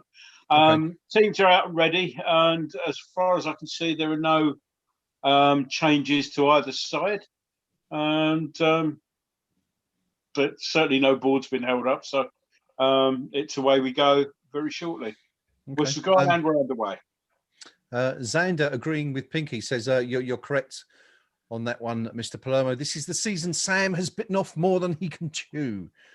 And Andy Welsh points out that he's delighted to see a copy of Prog magazine in the background, continuing on our musical theme. Rio, of course, is the T-shirt man, not with us tonight. And I see something. Is that the fridge there, Gnome? You've got that yeah, it's the calendar that they gave away with the December issue, as Lanzini just gets sat upon, basically, for a free kick there. Yes, it's Prog magazine. So is that the Floyd on the cover? That particular one, yeah, Floyd of the January. It's old covers from Prog featuring different bands. So that particular month for January was Floyd. I'm not sure what February is. I haven't looked. There you go. My magazines, they're more likely to be in keeping with Sullivan and Mr. Gold's other enterprises, and but I don't think we need to see Asian milks over 50, do we? What football director magazine is that then? Indeed, yeah. No wonder you've always got the camera pointed at the ceiling, Pinky. Now we know why. There you go. No coffee. Can't be too careful of these things. We are underway, of course. There is a game of football going on somewhere in the background. It's West Ham 1, West Bromwich Albion 0 as the Hammers look to break with Lanzini, who plays it down the left to Antonio. Antonio looks to cut inside, swing a crossover with his right. It's blocked and it comes back to Antonio. Cresswell maintains possession, plays a little ball back to Benrahma. But Benrahma did well to retain possession there because the ball from Cresswell wasn't great. But again, Cresswell then another lazy ball that gives it away. But Ogbonna sits back, has a nice little nod down, and they've given the ball back to Ogbonna, so he's got something to do for a minute or two. I was going to say, we were talking there, sorry, no, just about the standout players. Nice football there. Nice footwork from Lanzini, gets it out. Souček now bearing down on goal, plays it out onto the right-hand side, and cross in from Soufal blocked. Another cross in, but again too close to the keeper, and that's Johnston to roll out. But it's a nice build-up play there. I've got to say, in general terms, our crossing into the box has been poor this evening. I think that's probably why Sam Allardyce is quite okay with letting us sling cross after cross in. You know, I think he's probably watched the last half dozen or so games of ours and said to his players, don't bother shutting down the cross. Let them put it in because it won't be all that good. You know, because I can't believe that he's just letting his players get away with not stopping the cross come in unless he said, I'm okay with it. Talking about crosses, Sanders just pointed. Tactic, because on our day we can get a decent cross in. Cresswell we know can get a decent ball in, and relying on him because it hasn't been that great so far. To constantly not get a cross in, I think is it's not a tactic I'd be pleased with. Let him cross it. But anyway, it's all I can get with him. He's there on the ball. Have a look at the difference between Cresswell slinging in crosses when we had Masuaku in the side. Cresswell putting in crosses when we haven't got Masuaku in the side. You know, there's been a massive reduction in the number of times he's putting the ball in. And that's why our crossing into the box has deteriorated so West Brom have they've managed to work themselves a bit of space on the right-hand side of our box, and they've got another shot in. And try to see that is. It's, that's Sawyers, isn't it? I think. No, sorry, Gallagher. Sorry. Got himself a decent angle, but it was straight to Fabianski. Again, meat and drink for him. But we were a little bit sort of lackadaisical there, but we were not really trying to win the ball back an awful lot. So it's all very well letting them come onto us, which will inevitably happen to a certain degree this half. But we've got to be biding our time, making sure we get the ball clearance. Fabianski has to deal with a difficult bounce to make a clearance, but eventually it gets out and it's hoofed away. And Antonio has it on the halfway line. I have a stat for you here, Gnome. Actually, you're talking about you felt that the attacks were predominantly on the left-hand side in that first half. According to Dan B, he says 52% of our attacks in the first half came from the left. So not an awful lot of it, but slightly tilted in favour. Yeah, but I mean, is that so? What was coming through the centre? I'd say that you're probably about 20, 25 for the centre, and they've equalised. Oh, jeez. Now, where does that come from? That's just come out of nowhere, really. Pereira's got himself a bit of space in the edge of the box, drilled a powerful low shot into the far corner. It's just come out of nowhere, that. It's a fine effort. It's a great finish. Yeah. I mean, credit to the lad. And we were saying he scored twice at the weekend, both from the penalty spot, but that one coming from right on the edge of the penalty box. Now then, I think VAR might have a look at this. He was given far too much space to run into. No, everyone backed off. But now, it's Gallagher. Gallagher could be argued to be getting out of the way of that one. No, I can't see that. Well, he doesn't stop his run there. Actually, it's a fair point. He's had to move his leg to avoid the cross. He doesn't move his leg. He blocks that. So I'd argue that should be disallowed. I don't think it will be, but no. I mean, they're checking it now, and they are checking it. I think that's close enough for that to be an issue, but I think Fabianski would have been hard pressed to get it anyway. But that isn't the point. Well, they're having a good long look at it, which history suggests that given him his onside. Okay. I disagree with that. He's moved his leg out of the way. It's Sammy Lee. The bottom line is, of course, that it is 1-1, Pinky, and West Ham sort of took their eye off the ball there at the start of the second half. Yeah, I mean, I'll be honest with you. I'm glad that goal wasn't overturned because Fabianski wouldn't have saved it anyway. So, I mean, the grand scheme of things, but Souček now makes himself some space in the edge of the box, runs into traffic though, had some space, and then through indecision lost it. Now West Brom are actually beginning to come out, and perhaps they're smelling this won't please Sam, but perhaps they're smelling an attack. And of course, this comes just a few minutes after we said there's absolutely no way we could see Albion scoring twice in this game, let alone once. So here we go. It's another one of those West Ham days, Pinky. We're back on level terms. Yeah, and never mind potential offsides and all the rest of it. I mean, if we're searching for those particular lifeboats in those circumstances, then the game's gone. For me, no one went to shut him down. We gave him far too much space to allow him to get the shot off, and even before that, we weren't working hard enough to retain possession ourselves.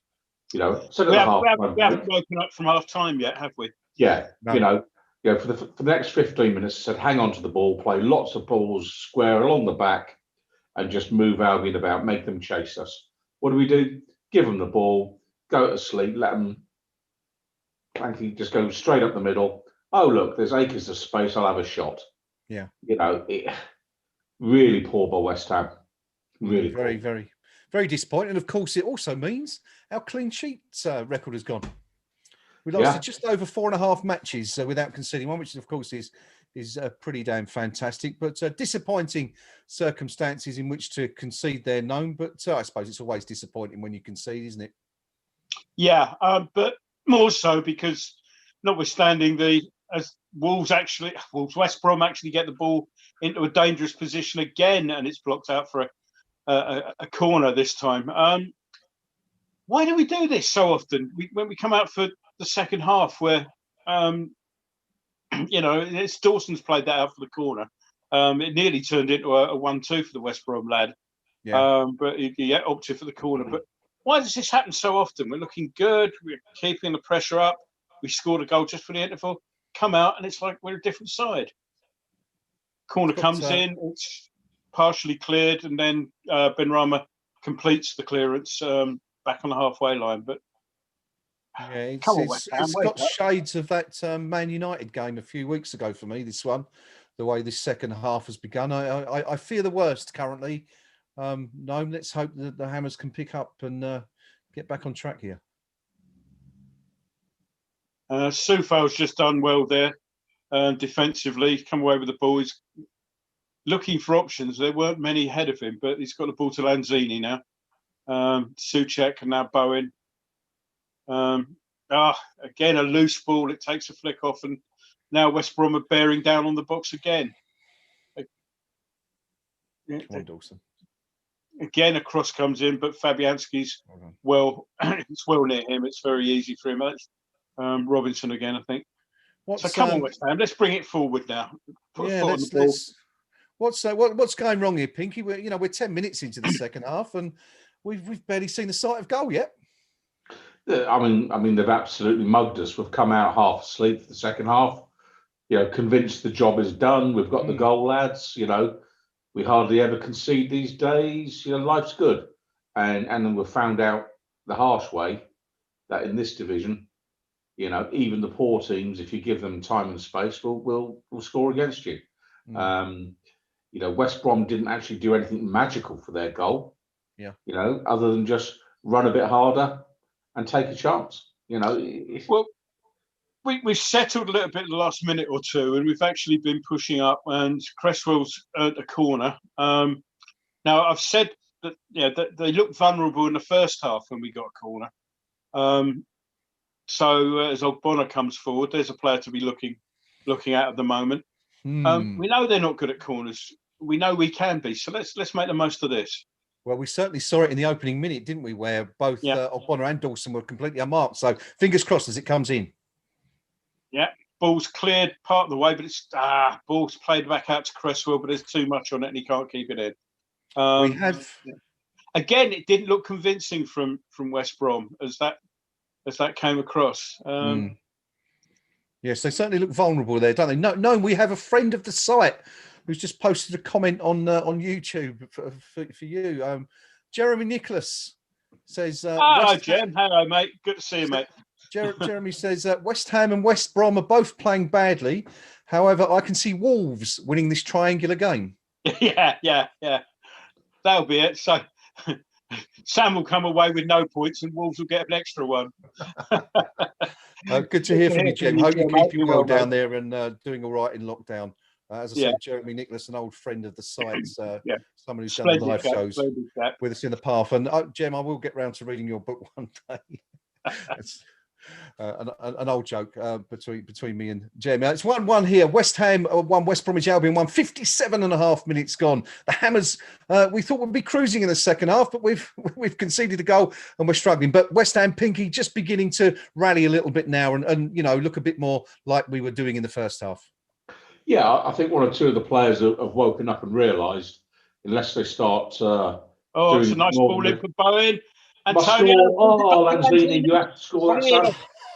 And it's an almighty scramble in there, and it's cleared off the line. Soufal pulls it back to Rice. Rice has a goal. Thought that was going in. Rice had a dig from 25 yards or so. We're looking dangerous. Bowen did very well. Antonio turned, pulled it back. Lanzini's shot was goal bound. Let's have a look at it here. That's a fine clearance. I don't think the keeper was getting that. That was sure that is. O'Shea, yeah, sorry. Yeah. Great stop. Great stop. What we've got here is as the ball came down, there was lots of scrambling going on. Soufal pulled it back to Rice. Oh, and that wasn't far wide. I think the keeper might have just had it covered, but he tried to curl it in inside the far post and foot wide as we go forward again. And Antonio was very, held very up, close. literally, and by Ajayi, and as West Ham looked to make 2 substitutions, Fornals and Yarmolenko are stripped and ready to go. So that's very interesting. What do you make of that? Well, we'll just stick with us, the free kick, and we'll come back to that in a moment. But David Moyes ready to ring the changes. Cresswell plays an interesting free kick. Rice has got on the end of it, pulled the ball across the face of goal, and nobody's got on the end of it. Very, very clever free kick. We've seen this a few times where Rice runs across the goal and then dives in, turns sharply into the penalty area, but nobody's got forward enough to actually turn that in. Excellent free kick. We just needed somebody to look at the end of it. Still going forward, still got the ball. Rice again looking forward, trying to probe a space, makes a bit of space, plays a 1-2, doesn't quite come off, and Antonio wins the ball back, but it's West Brom make a clearance and Ogbonna's at the back to mop up. Gentlemen, remind me. I mean, we're just touching on that free kick, the ball rolling to Rice. Remind me who it was we did that against a few weeks ago when it was ruled out for offside. I can't remember, but it might have been Leeds, was it? Was it Leeds? Chelsea? It might have been. Yeah. But it's a very clever free kick, and as Bowen's been goes to ground there, but I'd have stayed on my feet there, mate, if I were you. Means we've lost the ball, and West Brom, you remembered, come away with it now. So well done. Yes, we are. We're 2/3 of the way through the 100 times. I've got to get the name of the team we're playing. Right? An hour gone. West Ham United 1, West Bromwich Albion 1. Third of the game left to go. The Hammers shell-shocked, you could say, by that equaliser coming in the 56th minute from Pereira, who scored 2 at the weekend, scoring again tonight. We're just seeing West Brom go forward. We'll come back to that if anything happens. But West Ham had definitely the better team in the first half. Started the second half really, really slowly. Paid for that with that Pereira goal, but the Hammers just beginning to exert a little bit more pressure again, Pinky. And as we were just saying there a few moments ago, looked like the side we were in the first half when we were in pretty much complete control. The ball's finally gone out, by the way, which will allow the substitutions to be made. Okay, so we'll come back to that in just. Is off for Fornals, and I suspect, Ben Rama is off for Yarmolenko. So pretty much what one might have expected there, I think. What are we making of those substitutions, gentlemen? Pinky, Ben Rama was pretty good in the first half, but Hoyt straight away there. Yeah, they're the changes that Ard have made. Achieves a number of things. Keeps some fringe players like Yarmolenko interested, and ultimately we've lost a little bit of control at the start of the second half. And I've got to say that the attitude of the players at the start of the second half wasn't right, and that's why we conceded. What we've seen in the last 5 minutes, I think, is some terrific captaincy from Declan Rice, who has actually taken a bit of charge and said, you know what, we need to make something happen in this match. So he's shown, I think, some really good on-field leadership, and tried to personally get more involved in the game. So hopefully that'll bear some fruit. We're playing all the football. I mean, don't be fooled by the scoreline here. This is a really poor West Bromwich Albion team. They've kind of team we've seen this season, in my view. Yeah, sorry, Pinky. I was just going to say that they've reverted to the team they were in that opening 45, haven't they? Essentially, having scored that equaliser. Yeah. I mean, the only reason they got a goal is because we stopped playing for 5 minutes. Simple as that. Yeah. And they took their chance, but we're miles better than them in every department. And it would be, if it stays like this would be a devastatingly poor result, because most teams are going to turn the baggies over this season.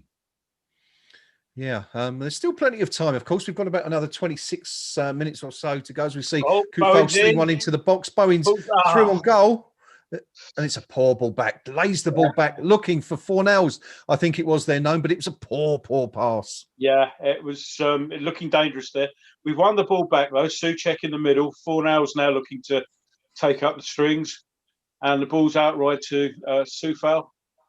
Yarmolenko's onside there, puts cross in with the outside of his boot, but it's come back out. Coufal then trying to earn a bit of space, plays the ball in, and it's, Bowen just, I think Bowen or was it Souček, couldn't quite get a leg on it. So, yeah, again, it's beginning to revert to type, although a couple of times West Brom was starting to come forward, and you can almost hear Sam saying, "Where you going? Where you going?" But again, the goal, if you get a goal, it kind of emboldens you a little bit, I suppose. Yeah.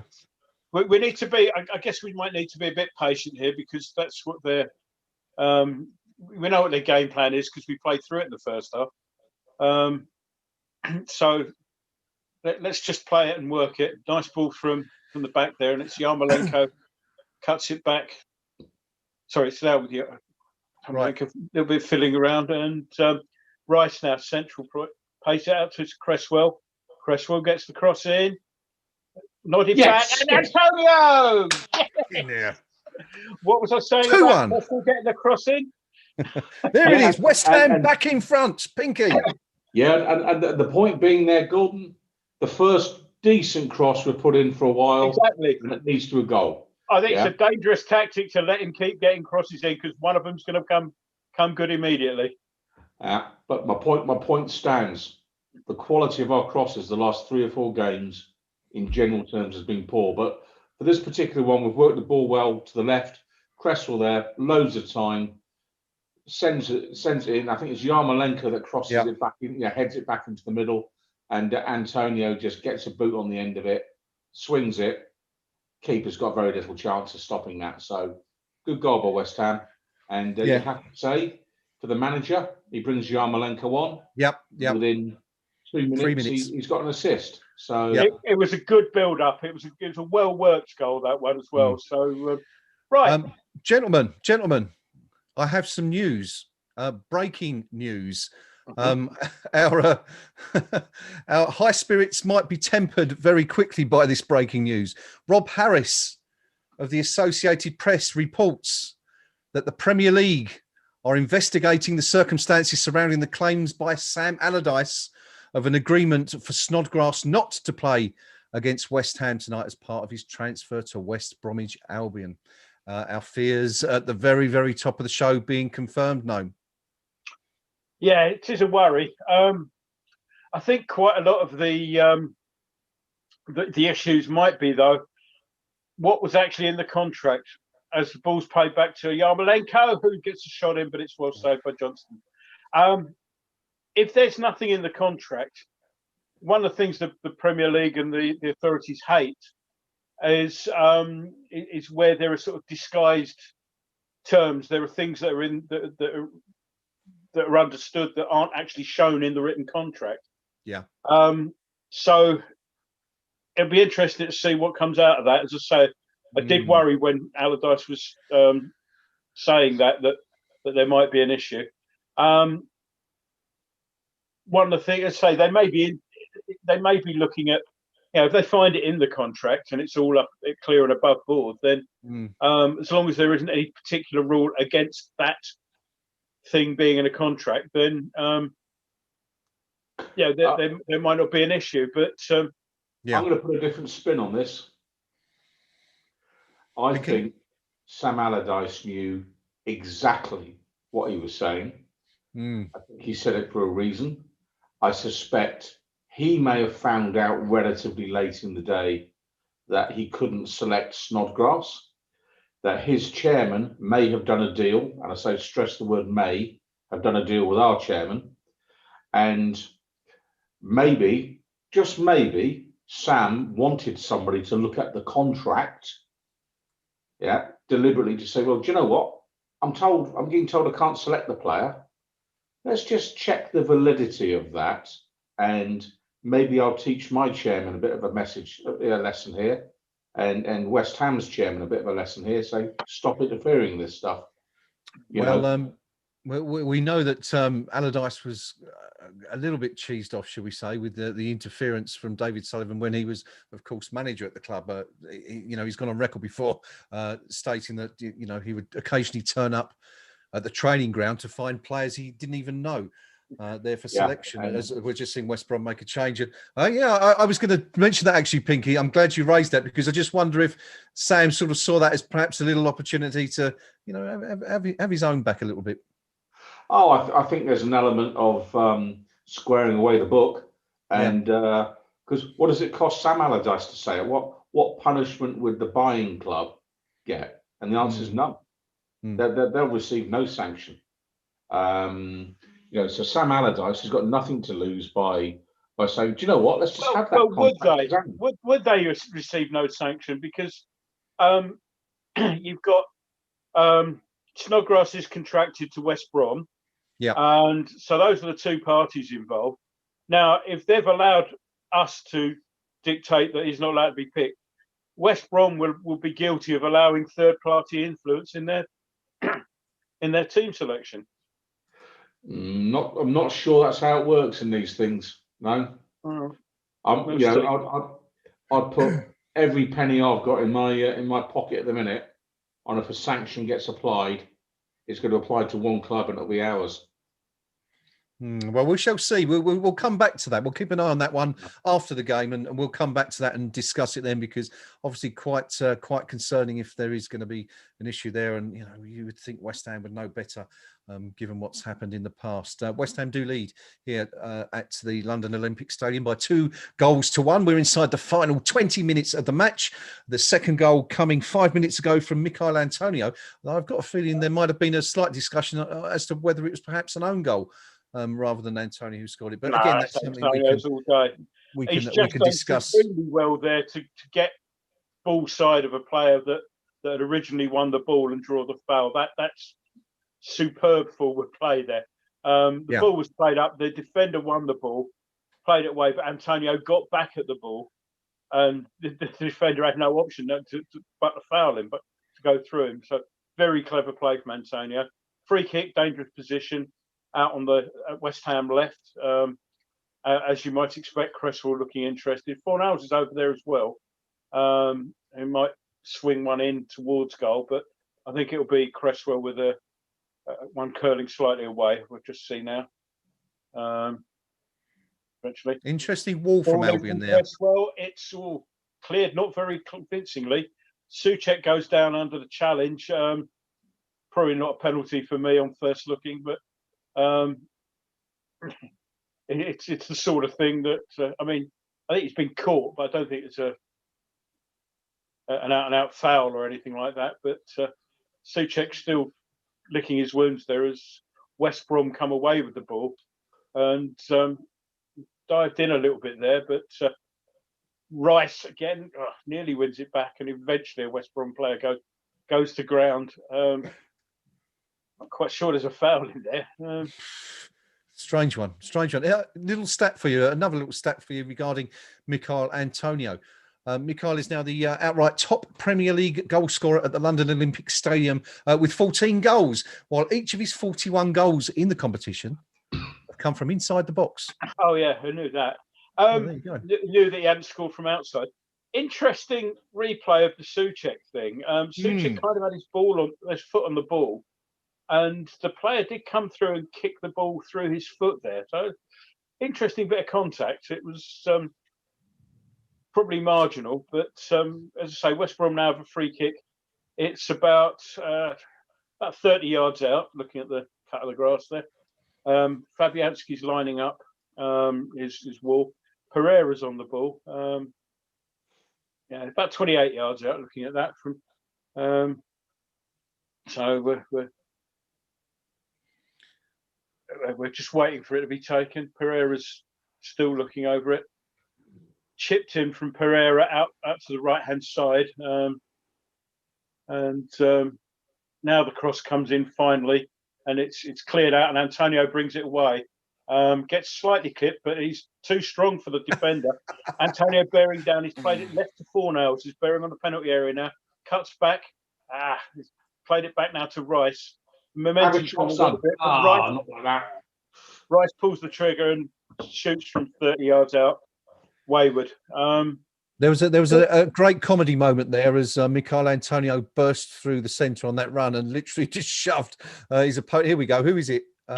Just like out of the way. Antonio's a big lad, and if you get a shove like that, I think looking at who it was, who the midfielder or defender was there, is what the Aussies call the "don't argue" in rugby. Yeah, there was only one result from that little confrontation. Let's put it that way. And it wasn't like Antonio a fly, indeed. Richard Van and Hobo and No Name also. Richard Van and Hobo both agreeing with what you're saying there, Gnome, actually talking about that Souček incident, having watched the replay, saying that they also believed it was definitely a good penalty shout and possibly one to file under. We've seen them given, perhaps. But anyway, 15 minutes left in this game. West Ham leading 2-1. Michail Antonio scoring the second goal after Jared Bowen put West Ham ahead on the cusp of half-time. Albion equalising in the 56th minute through Pereira with a low drive from the edge of the box. But it's the Hammers who hold the cards at the moment, Gnome. Yeah, sorry, quick question for the two of you, or if anybody can enlighten me. We saw West Brom lining up a sub earlier on, but I'm not sure if he's actually come on or not. Yeah, it was.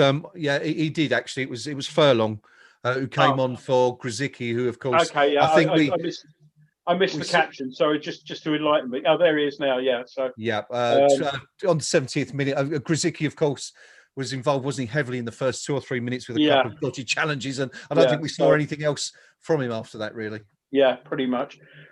They've got another long throw comes in. That's time from Furlong, and if West Ham get it clear at the second attempt. As I say, that's one of the things I noticed from the game where they played against Wolves at the weekend. As I mentioned earlier on, that they do like a long throw, and they did score from it last time. As Antonio again is sort of kind of edged out of it there, a little bit of a shove in his back, but not given. So what, 14 minutes left plus stoppage? Yes. The Hammers kind of reasserting their superiority here, you'd say, Pinky, having, after that very, very poor opening 10 minutes of the second half. We've kind of rallied, haven't we, the last 20 minutes, and it's pretty much been all West Ham again. Yeah, very, very, very much so. And again, we've seen some very direct influence from Deckenbauer there. He's actually getting hold of Yarmolenko and saying, see him, he's your man, go and close him down. And he's actually making Yarmolenko do some work tonight. Great tackle there from forward. So not sure that was there. To say that young Declan has grown into the captain's role very nicely indeed.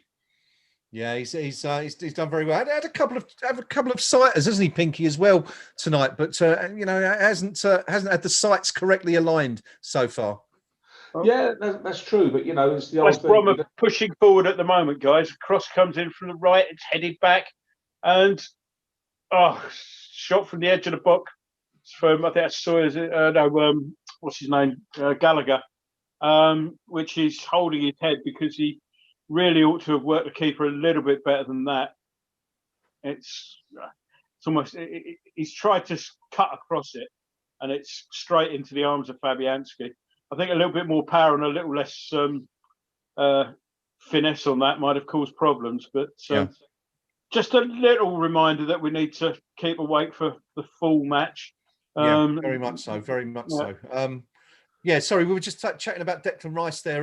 Been really influential in growing into the game. Just had a couple of shots, not quite found his range yet, but having a great half, Pinky. But very, very much showing his willingness to go forward, and if the opportunity arises, pull the trigger. It shows terrific confidence, from him, and a clear shift in what he's doing in the game. His first half and second half, are a touch chalk and cheese. I think the main danger for us here, just looking at Antonio there a minute or so ago, he's out on his feet now, and here's the problem. Here's the problem we have, because I'm sure David Moyes will be looking at Antonio going, I'd probably like to make a change here, you know, bring you off and stick some fresh legs on. Where's his option? And the answer is he doesn't really have one.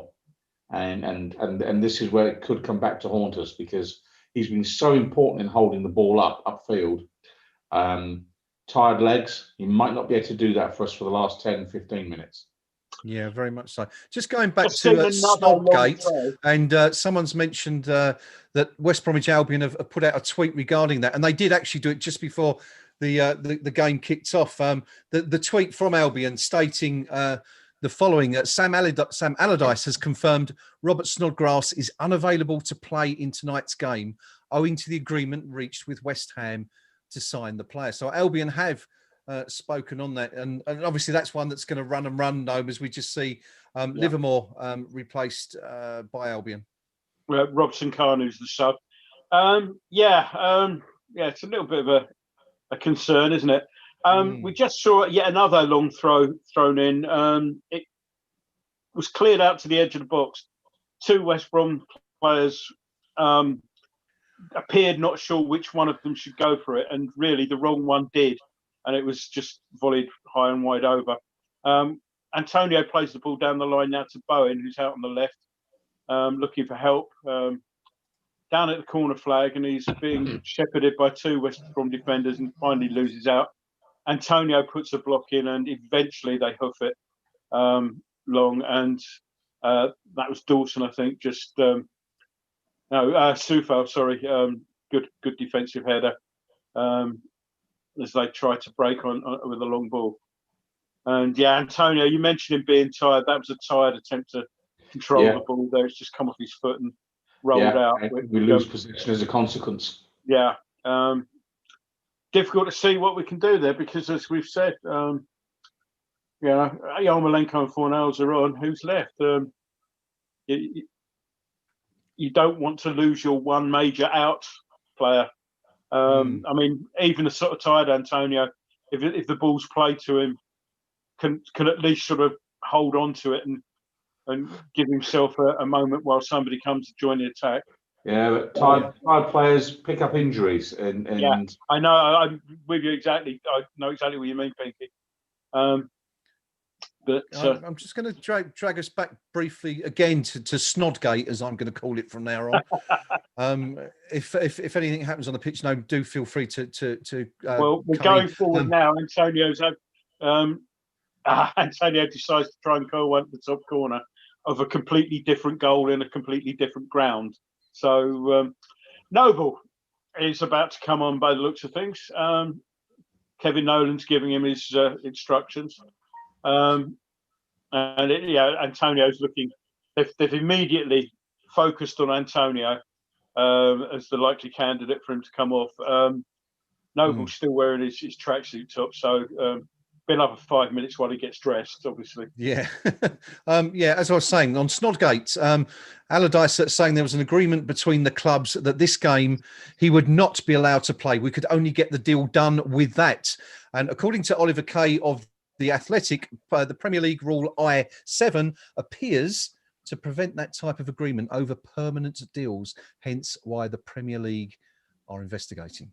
So this one's going to run and run, as you can see, but we will come back to that after the game. The ball slung into the middle by Fornals, but it's well cleared. But Bowen picks it up and looks for the overlapping run of Cresswell. Ball in from Cresswell. It's a low cross, but it's cleared out and out for a throw-in. How was that? How was the quality of that cross, Gordon? Yeah, but as I say, all I'm saying is it's not a great tactic to let him do it, because if 1 in 10 is any good and we score for it. Listen, if you want to argue, I am available till 3 o'clock in the morning on this point. Okay? Yeah, I think you'd be arguing amongst yourself there. Antonio is the player to come ashore for Noble. So what are we going to do up front then? Is Yarmolenko going to move somewhere more central, perhaps? It looks very weary coming off. We've got 7 minutes plus stoppage left. Yeah. That would be the obvious suggestion, I guess, for Yarmolenko, of course, who's played. I don't think anyone's expecting Mark Noble to take a position as our central striker right now, but you never know. Who knows? Who knows?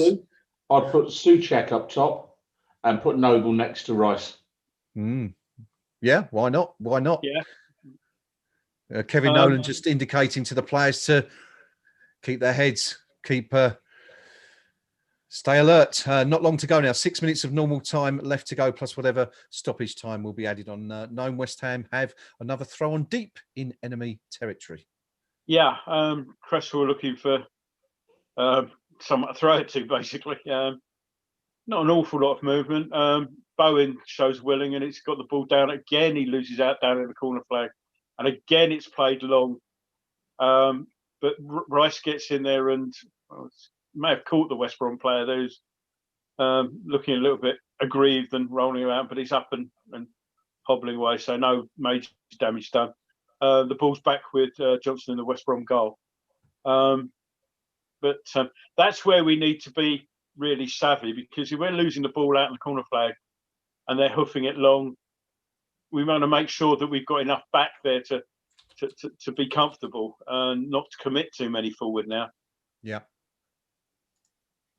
We're inside the final 5 minutes. From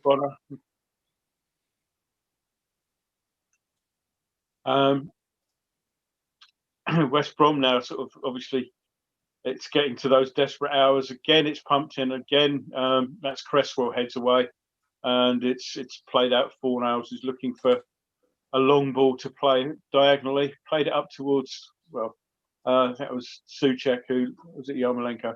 It looks aggrieved at the challenge, but again, nothing doing there.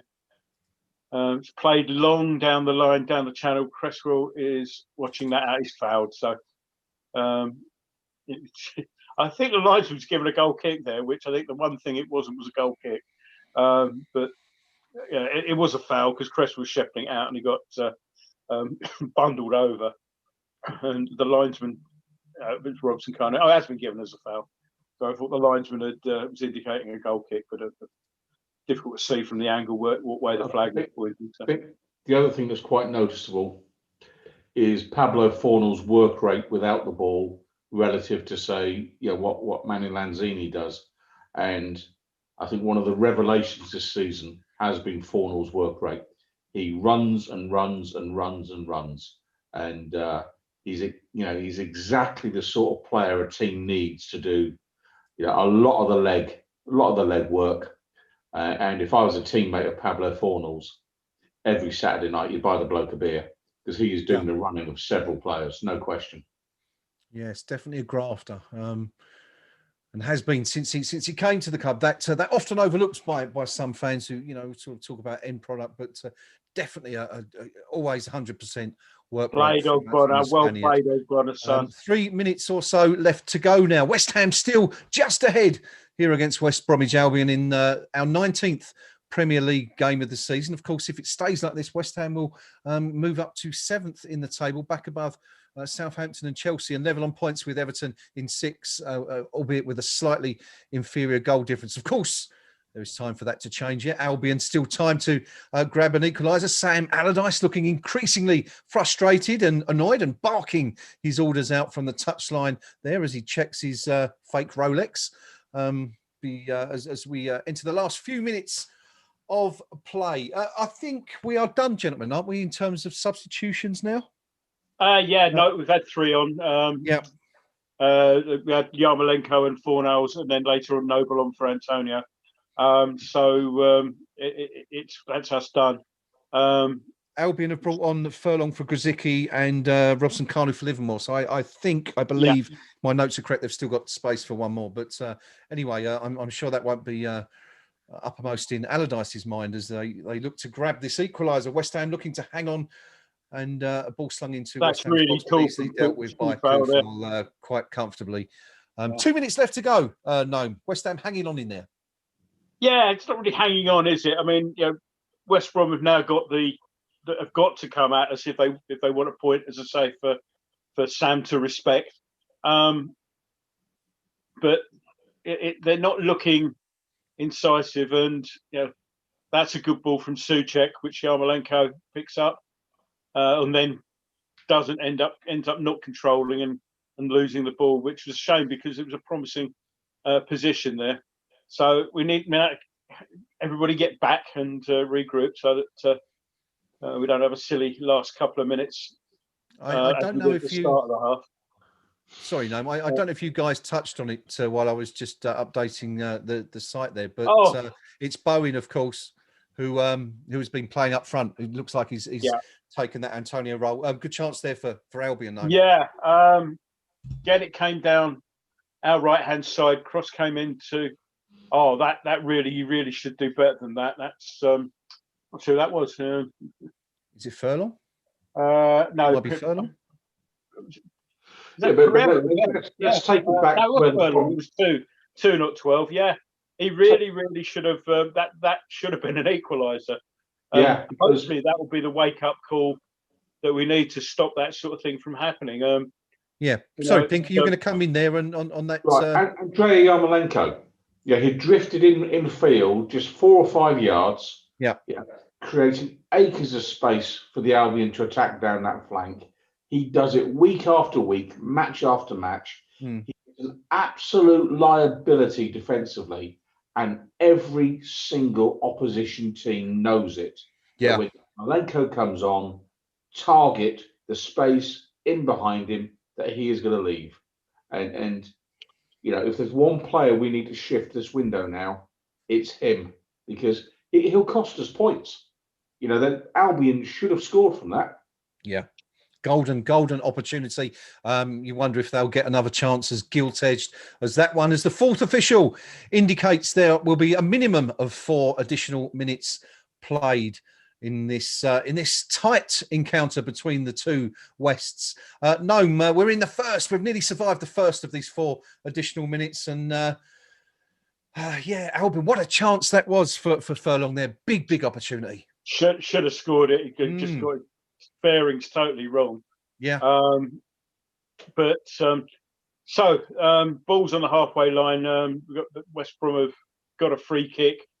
As ever, it's launched in. Fabianski comes to the level with the penalty area, and all over that takes the pressure off the defence. Good shout, good take, and clock gets run down another second or two. But we mustn't give the ball away like that. Unusual from Rice, but and again we give away a free kick, sort of roughly halfway. That was Soufal that time. Just goes through the back of the player, and definite foul. I don't know, but we give them this chance to sort of launch it long into the box, and it's Ajay who's scored recently. It goes in long, but yet again, Fabianski comes to punch. He's impeded there, I think, but play goes on, and again they get a. I thought that header was going wide of the goal, but it's actually gone out for a throw in. So what's happening now there? Well, I think it's the Fabianski challenge they're looking at. Yeah, Fabianski's punched it, and on the follow through, the inside of his arm comes down on the top of, or the side of number 5's head there, Bartley. That's not going to be a free kick or a penalty, Eddie. I think they were looking at it in case he just punched him, but it's a throw in. Another long throw in to come. We've got about a minute and a half left. Long throw goes in, and up go the players, and it's West Brom player goes down, and he's given a free kick to West Ham and a yellow card for diving. Is about to come up that, and that was that good bit of refereeing for once. We never really see that. We don't see that nearly often enough. And well played, ref. There you go. I've said it. No, actually, it's funny that happened, because I was just about to ask you what you thought of the referee's performance tonight. There's been nothing really controversial to deal with, but nothing really controversial. First yellow card of the game. He's done okay considering that PGMOL don't actually rate him very highly. He was. They tried to make him 93 minutes and 9 seconds. Was that? Just do the time check for when you mentioned the PGMOL. Okay. Oh, right. Yeah, no, I'm just saying they don't rate him. He's had a decent 93 game. minutes and 12 seconds. Right. He's had a decent game, which I said just before that. And, he hasn't had much to do, to be honest, but he's done well. And yeah, credit where it's due. Yeah. Yeah. See, never let it be said and all that. And Indeed. Ogbonna goes straight through the back of Robson Kanu, again on the halfway line. We're now in the last 4 seconds. I think, and the referee spotted it, that they're trying to take that for a good 10 yards further forward from where it should be. He spotted that, so he gets another tip. Not that it'll make an awful lot of difference. This one's going to be launched. Yeah, last chance of the match, really, for Albion. Last chance to get something from it. Here we go. We're in stoppage on stoppage, and it's launched high up, wide. It's headed into the box, and Fabianski comes along to the edge of the right-hand side of the box, collects it, and that'll pretty much be it, one would have thought. I think they like to see the keeper launch it and then blow it while it's in the air, don't they? No reason for that, but they do, and that is the full-time whistle. There you go. West Ham. Great stuff. Respect the 3 points. 94 minutes and 40 seconds to be precise. 40 seconds played over the minimum permitted time. But there it is. The final score from the London Olympic Stadium. West Ham United 2. West Bromwich Albion 1. Another 3 points for the Hammers, who move up to 7th in the Premier League, level on points with 6th placed Everton. Just 3 points behind second place Manchester City, and just 5 points behind the league leaders Manchester United, with half of the season played. We are at the halfway mark, 19 games played. West Ham already on 32 points, just 8 points away from safety, Pinky, at this early juncture. Incredible. Do you know what? You've just said something that really, really grinds my gears. Okay, because we hear it season after season, how many points from safety, get to 40 points, all the rest of it. But we have gone down with more than 40 points. So no one is ever convincing me 40 points is the safe zone. Okay. But, in all seriousness, we shouldn't be looking down the table. We should be looking up the table. And 32 points at the halfway stage, we've got to be saying to ourselves, can we just do slightly better in the second half of the season? And why not try and target a 70-point target, for over the full season, and really go for it? That might involve the chairman having to put his hand in his pocket, but we've got a very good start here. 32 points at this stage, almost unheard of. I mean, is that our best after 19 games? Well, I mean, I'm not sure about 19, but I mean, our record in the Premier League is 62 points, I believe, achieved in 15-16. So, we're more than halfway there already, albeit by just a point, but absolutely. So for me, let's keep looking up the table. I don't think we were great tonight, and certainly for 10 minutes in the second half, we were awful, and West Brom punished us at that stage. But for the rest of the game, I'd say we were well in control. I thought we did enough tonight to get the points, albeit against a West Bromwich Albion team that are by far, in my opinion, the worst team we've played this season. And I think, for my money, the big story here tonight is the Sam Allardyce comments before kickoff. Yeah. And if we have broken a rule, then shame on us for insisting on that clause. But I've just got a sneaking feeling that Sam Allardyce knew exactly what he was saying. Yeah. And will have his own motivations for saying it. Maybe he didn't realise a deal had been struck, and he's just saying, well, do you know what? I'm not going to carry the can for us not being able to select Snodgrass tonight. Maybe he just might be making the point to his chairman, don't be doing these sorts of deals, because we've got to scrap for every single point. And just maybe, and this is the real wacky one, the speed with which he walked away from the England job when things went a bit sour, I just wonder, somewhere in Sam's makeup, he might have looked at this and gone, they're not quite giving me what they promised at the job interview. And maybe being asked to leave his current position by the club might just suit Sam Allardyce.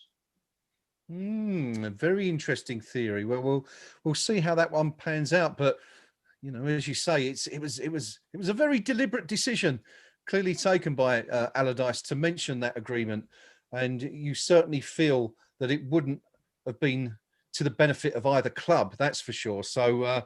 Yeah, interesting theory that, Pinky. Very, very good.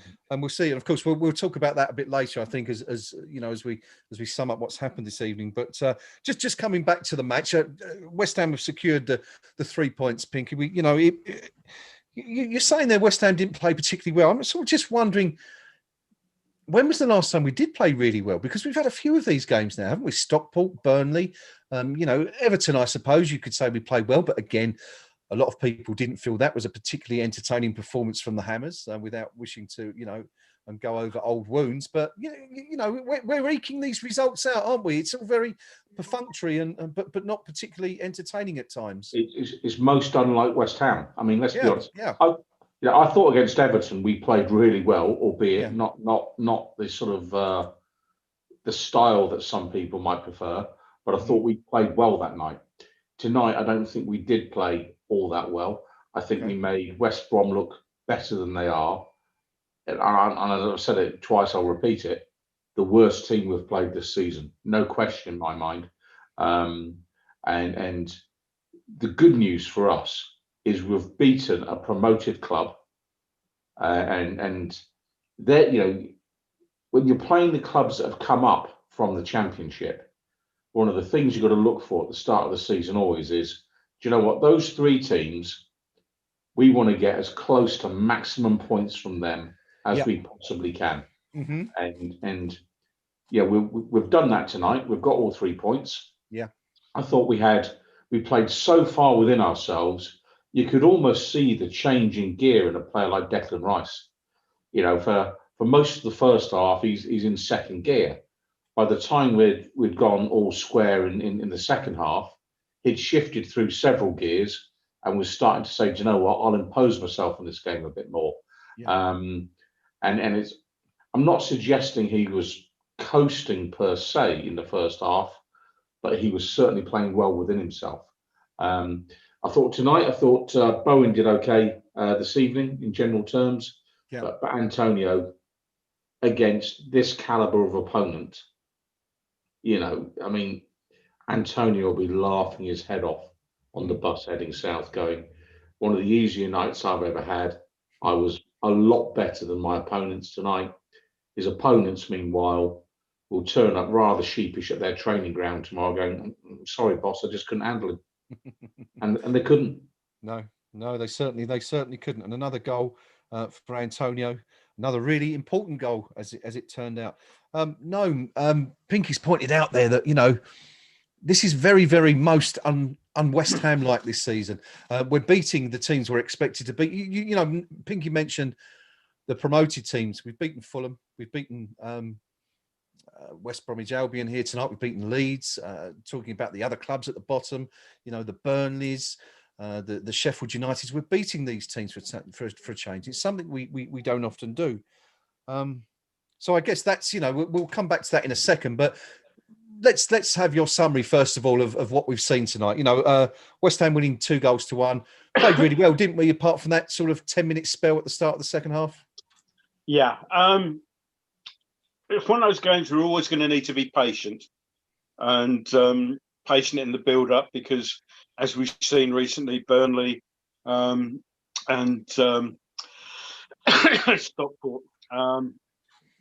The situation is that, you know, there are teams who are going to try and make it difficult for us. And well, at the end of the day, we were patient. We actually got the goal just that I thought our performance deserved just before half time.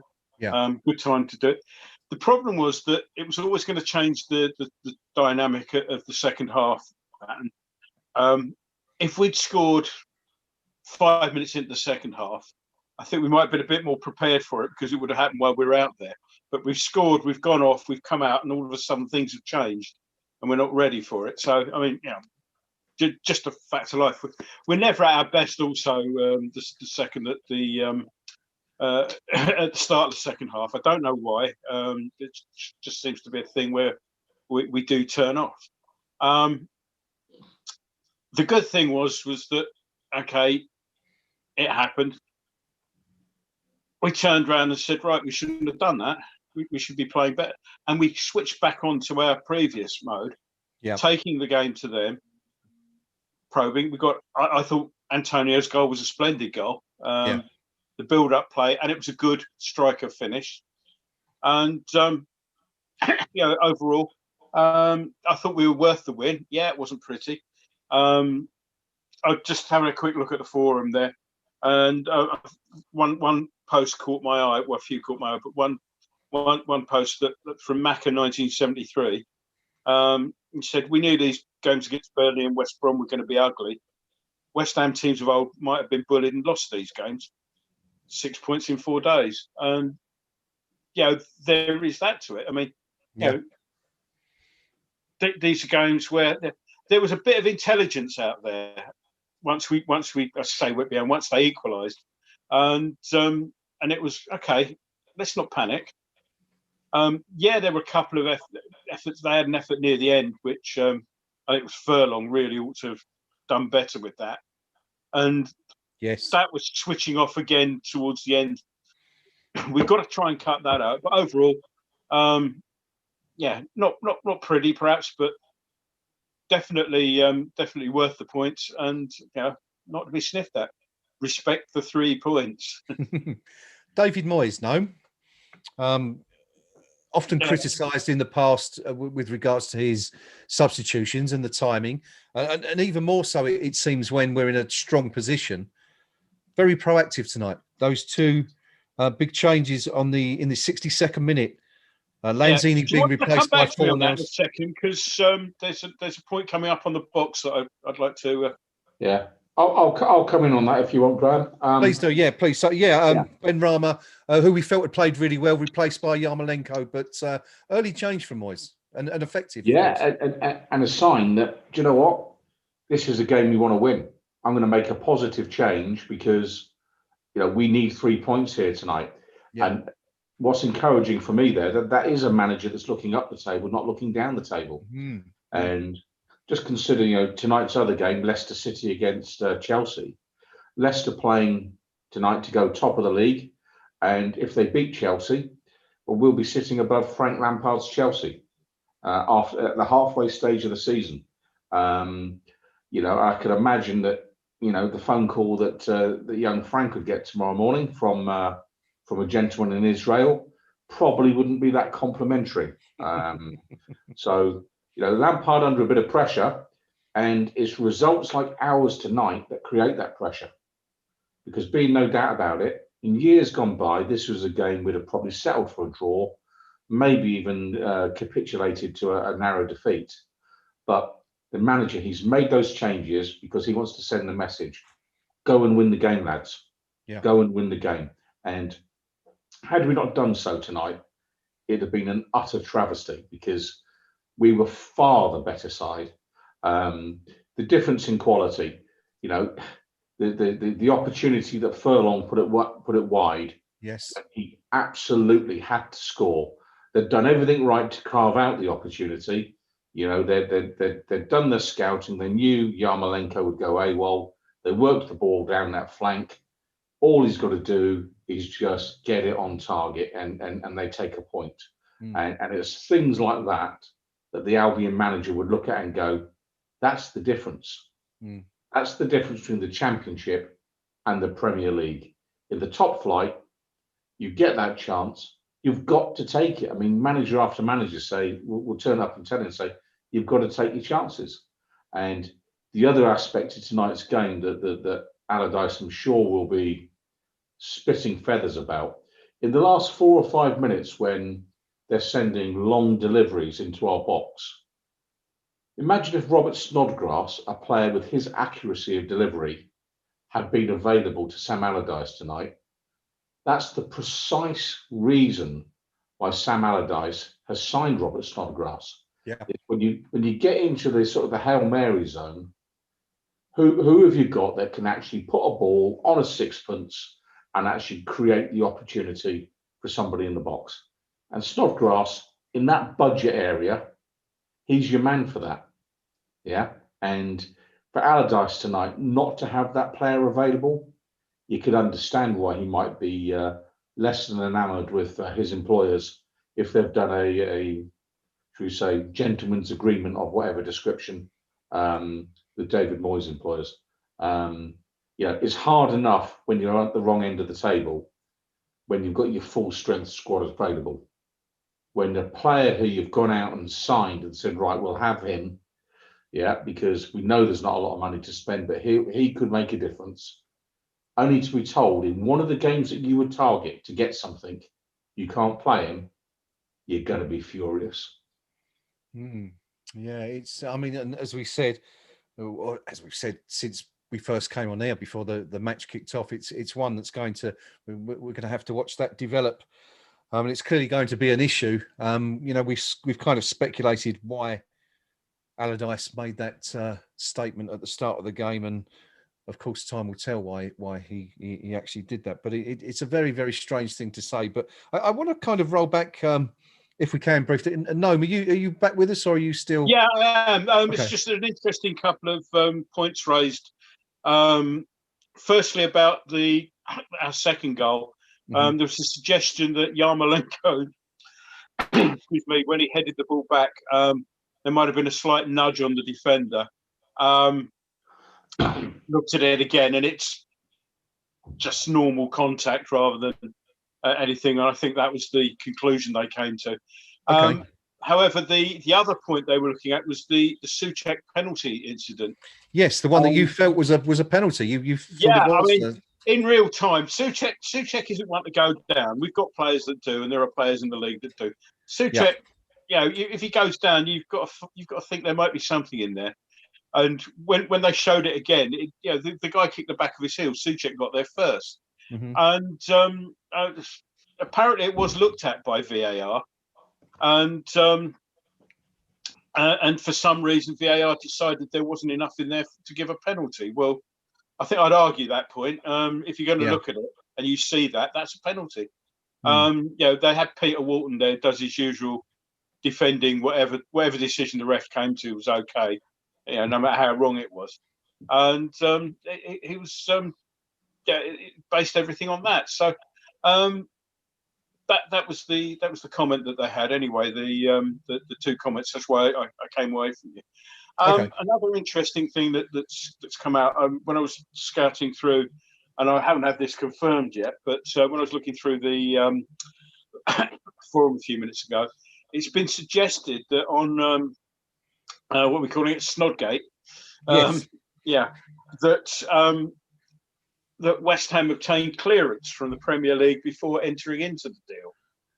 Okay, and where's that information come from? Do you know? I don't know. So the comment is it's kind of hearsay. The comment is that it was being said on the radio. So obviously I've been here, so I'm listening to that. Can't confirm that, of course.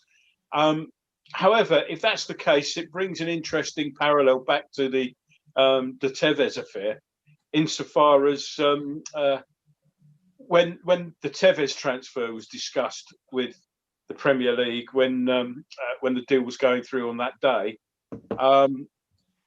there was a conversation with a female Premier League official.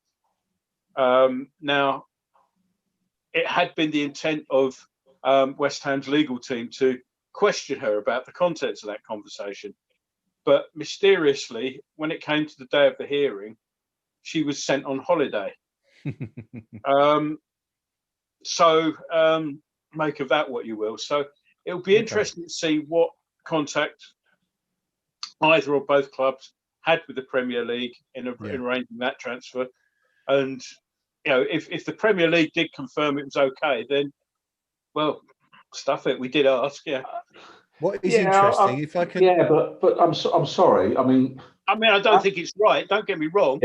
I'm not happy with the clause, and I think if you transfer somebody to somebody, that's it. Yeah, there is a rule that says you can't do that with somebody on loan, appreciate that law's there, but if you transfer to somebody, you don't start picking and choosing what games they play in. And I wouldn't be happy with that. But in this particular instance, if it's been asked and cleared, then there's nothing what be said about it really. Let me the rules leader looking at, but well, I was just going to say, Pinky, sorry if I can just come in this, and then I'll come to you if I may. I can tell you exactly what Rule I7, which is the specific rule that has been quoted as potentially have been breached on this occasion, states. And it says that no club shall enter into a contract which enables any other party to that contract to acquire the ability materially to influence its policies or the performance of its teams in league matches, any matches in the professional development phase games program or the professional development leagues, as those terms are defined in the youth development rules, or in any of the competitions set out in Rule L9, which is another rule. So Pinky, you were going to come in there anyway. I just wanted to point out the specific text involved there. If you're doing a deal where you feel you have got to contact the authorities to see is it all right, inherently you know it's wrong. It's as straightforward as that. If you're constructing a deal that is so convoluted, you're checking the rule book and then, well, I'm not really sure on the rule book, so we'll ask the people that wrote the rules. Is it okay? Well, do you know what? If I was a club that was battling relegation, and we went down by whatever it was, and West Brom or whoever survived, whichever the benefiting club is deemed to have survived, I'd be straight onto my legal team saying, right, get all over that, because do you know what? If Sheffield United can go and squeeze 30 million quid or the fat end out of West Ham United, let's go and see what we can get out of either West Ham or West Brom or whoever made all the Premier League. And I just feel that for our club to be anywhere near that kind of shenanigans shows incredibly poor judgment. Well, that's the point. That's the point, isn't it, Pinky? I mean, given our history in this area, and you mentioned it, the 30 million pound that it cost us from the Tevez situation, notwithstanding the £5 million fine that was also levied prior to that, and what other costs were involved. It's madness, isn't this, from West Ham to even entertain the idea of getting involved in something like this? Well, it begs the question, why were we so desperate to sell Robert Snodgrass that we would go to those lengths just to make sure we could get the deal done and exclude him from playing against us?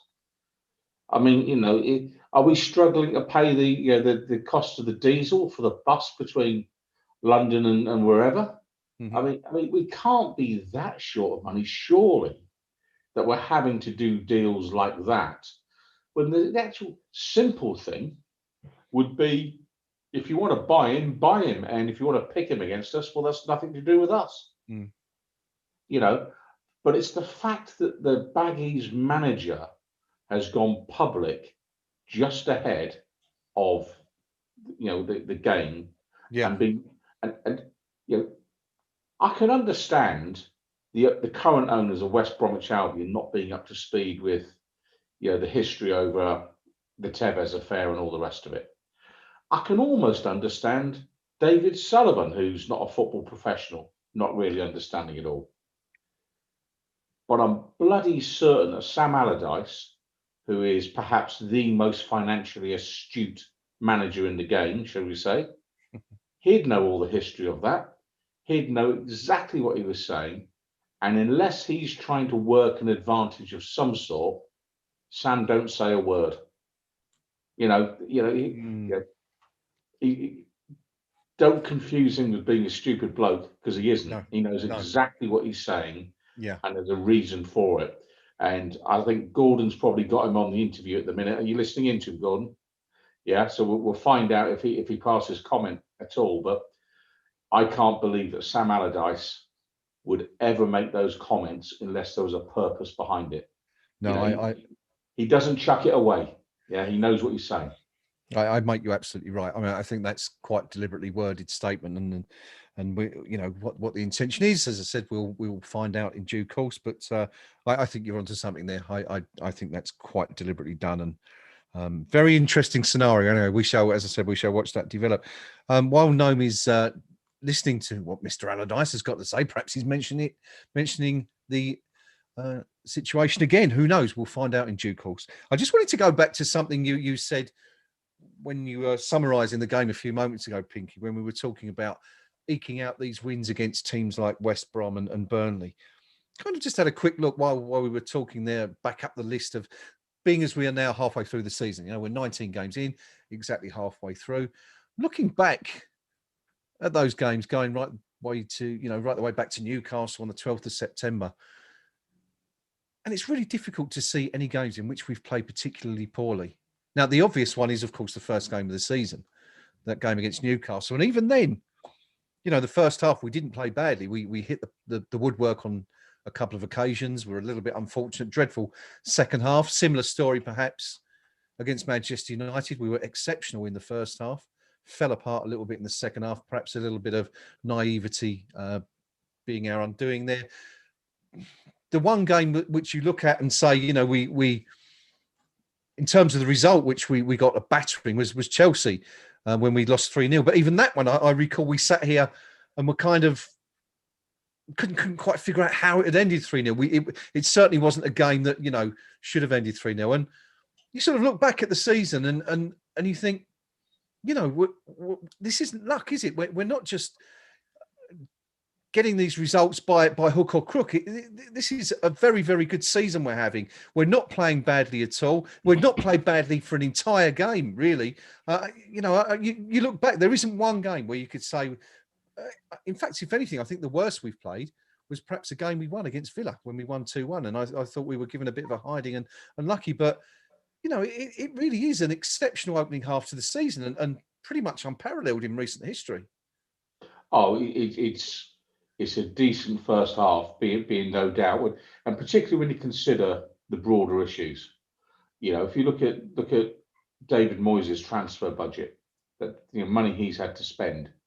You know, Bowen and Souček arrived this time last year. You know, in that context, you've then got, you know, Soufal arrives in the summer, and, you know, was that £5 million, something of that nature.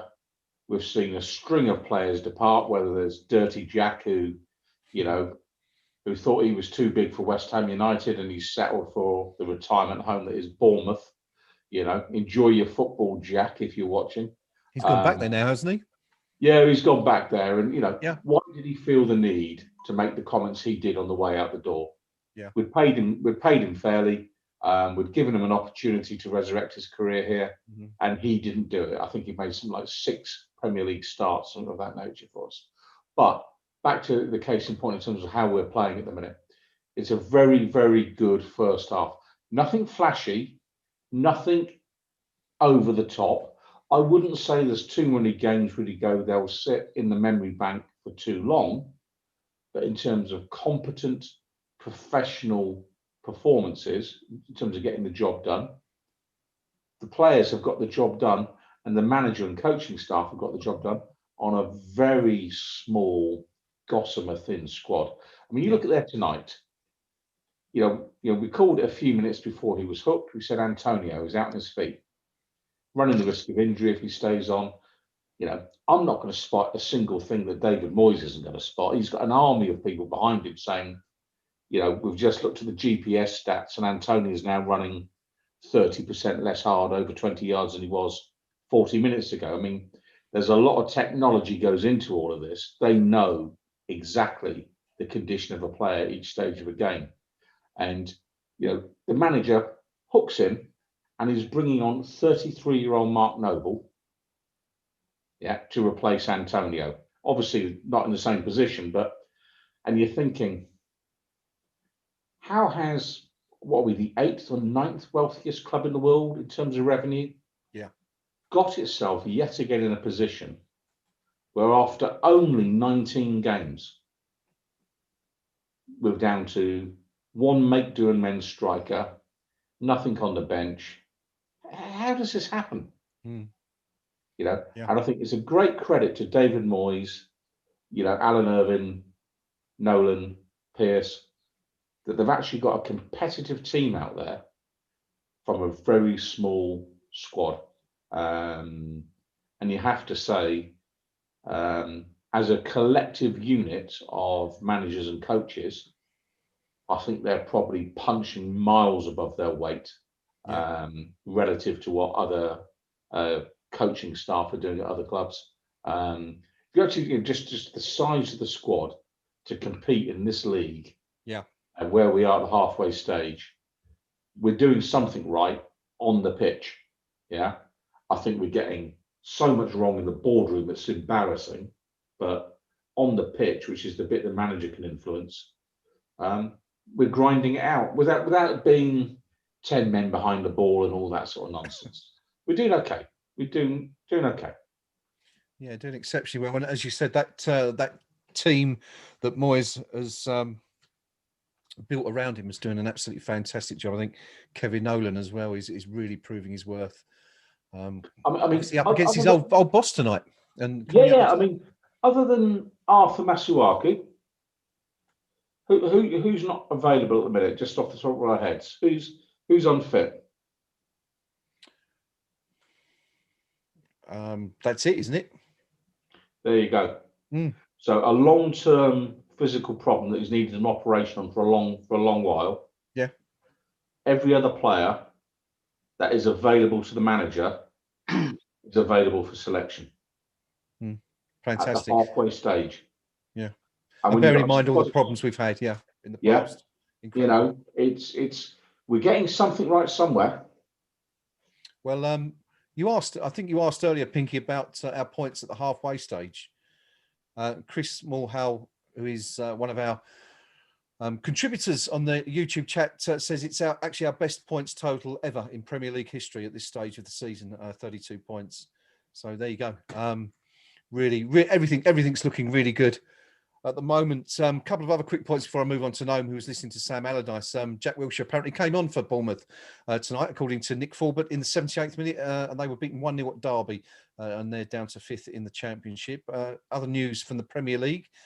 Pinky mentioned that Leicester can potentially go top of the table tonight. They have already opened the scoring. They're 1-0 up against Chelsea with 9 minutes played up there at the King Power Stadium.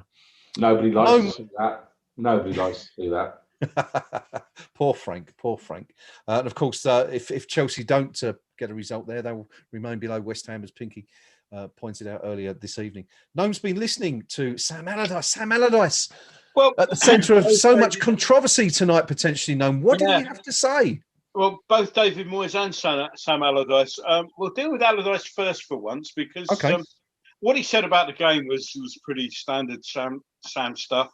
Lapses in concentration at the end of the first half, and then a bit later on, Costas and that and the furlongs miss. But we need to be concentrating a lot better, and overall pleased with the performance. But West Ham were better in the final third. And then he was asked about Snodgrass. Okay. He said that he was informed that. Can I get back to you? Mum and Dad are calling. We seem to have lost you, Gnome. Your audio has disappeared. Gnome's having a little fiddle. He's gone on mute, and I think we've lost Gnome. So we'll come back to Gnome in just a minute. So we're still none the wiser, Pinky, as to what Big Sam had to say. I felt that the Claudia Schiffer was just about to get her kit off, and I lost reception. You know, I was really interested in paying close attention, and you know, in a real ultimate tease. Yeah, Gnome's done us. Is he back yet? He's back. I'm back. We've Sorry got him back. about that. No problem. Sorry no about problem. that. My you were just about to tell us what Big Sam had to say, Gnome. I've decided not to. No, no. All the boring stuff about the game, and then he was told. He said before the game, you mentioned that Robert Snodgrass was not available for selection because of an agreement with West Ham, and he was asked at what point. No, he was then told the Premier League have said they're investigating a possible breach of rules, And the question was asked, at what point were you aware that Snodgrass would not be available? And he stood there and he sort of went, and he said, I'm not going to answer that question. He said, I'll answer that question if the Premier League want to come and ask me it. And if they've got any problems with it, I'll discuss it. That'll be between us and the FA. But until then, he said, yeah, that's the least of my worries. And having had a look at that particular rule that's been breached, the way it is worded is that if there's any problem for anyone, it would be West Brom's. Because to paraphrase the way it's worded, it says no club shall enter into a contract that allows another club to influence its selection policy, to paraphrase. Yeah. And West Ham haven't entered into a contract that allows anyone to affect our selection policy, but West Brom have there, and it's particularly worded that one-sided way. So I don't think we're going to have an issue with it. But I think West Brom might do. And he didn't look he thought long and hard. It was a good few seconds while he was sort of mulling over what his answer would be before deciding he wasn't going to answer. So, I think there's certainly a bit of concern from their point of view there. Okay. Interesting. Well, hopefully your voice was on earlier. Okay. Commented on the momentum, was pleased with the result. We're not where we want to be at the moment in terms of performance, but sometimes you've got to win ugly, and we won ugly. But he's very, very pleased. He says, but he wants us to be better. We're not playing at our potential at the moment, but we're still getting results, which is always good. He wasn't asked about Snodgrass at all, so I suspect he would have had no input into that. And welcome to Rio. There you go.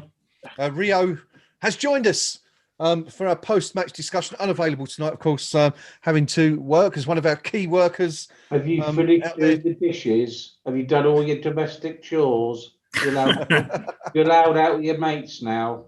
Yeah. At which point Rio's supposed to say what chores, and we all say mine's a pint. Did you manage to see? As Rio's here, would you mind awfully if I disappeared? I have a family call to jump in on, and say that my dad hasn't been in the rudest of health of late, so I didn't catch up. No problem, and please pass our love and best wishes on to Gnome Senior.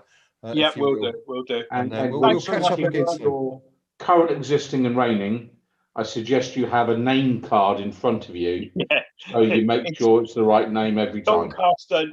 It's Doncaster, not Borussia Mönchengladbach. That's what. Yeah. One of those. Thank you as always for your contribution. Been great everybody. As always having you on again. And apologies for the Wolves thing again. I don't know where my brain was. No problem. You take care. We'll see you very soon. There you go. Cheers. Goodbye, everyone. Gnome. Leaving us, we're swapping in for a younger, fitter model. You could back that. Oh, he's still here. He hasn't gone yet. Rio has joined us. Rio, as I said a few moments ago, I'm unavailable for the game tonight, having to work as I said, one of our key workers out there. Rio, did you manage to see any of the game in between work, or are you just catching up now? I've been double screening. I had a Zoom call on, and also the game in the background. So I was flicking between the two.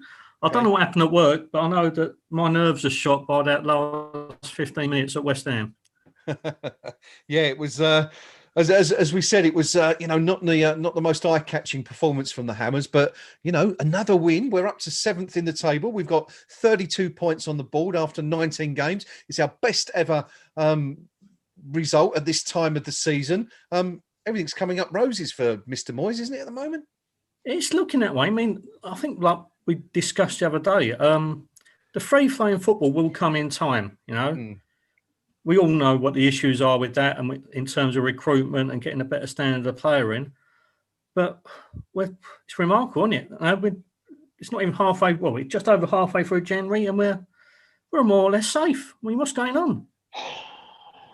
You've triggered Pinky again there. Look, you missed this earlier. I mentioned that we were 8 points away from potential safety, and Pinky told me off in a very stern fashion. Well, if I'd have said it the other way, we're virtually in Europe, he would have gone even more ballistic, wouldn't he? You just know it.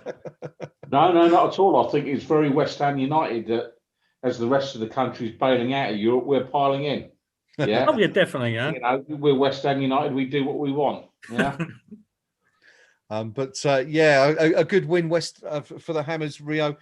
Goals for coming from Jared Bowen. What did you make of that first goal? I mean, let's talk about that. We haven't really spoken about that.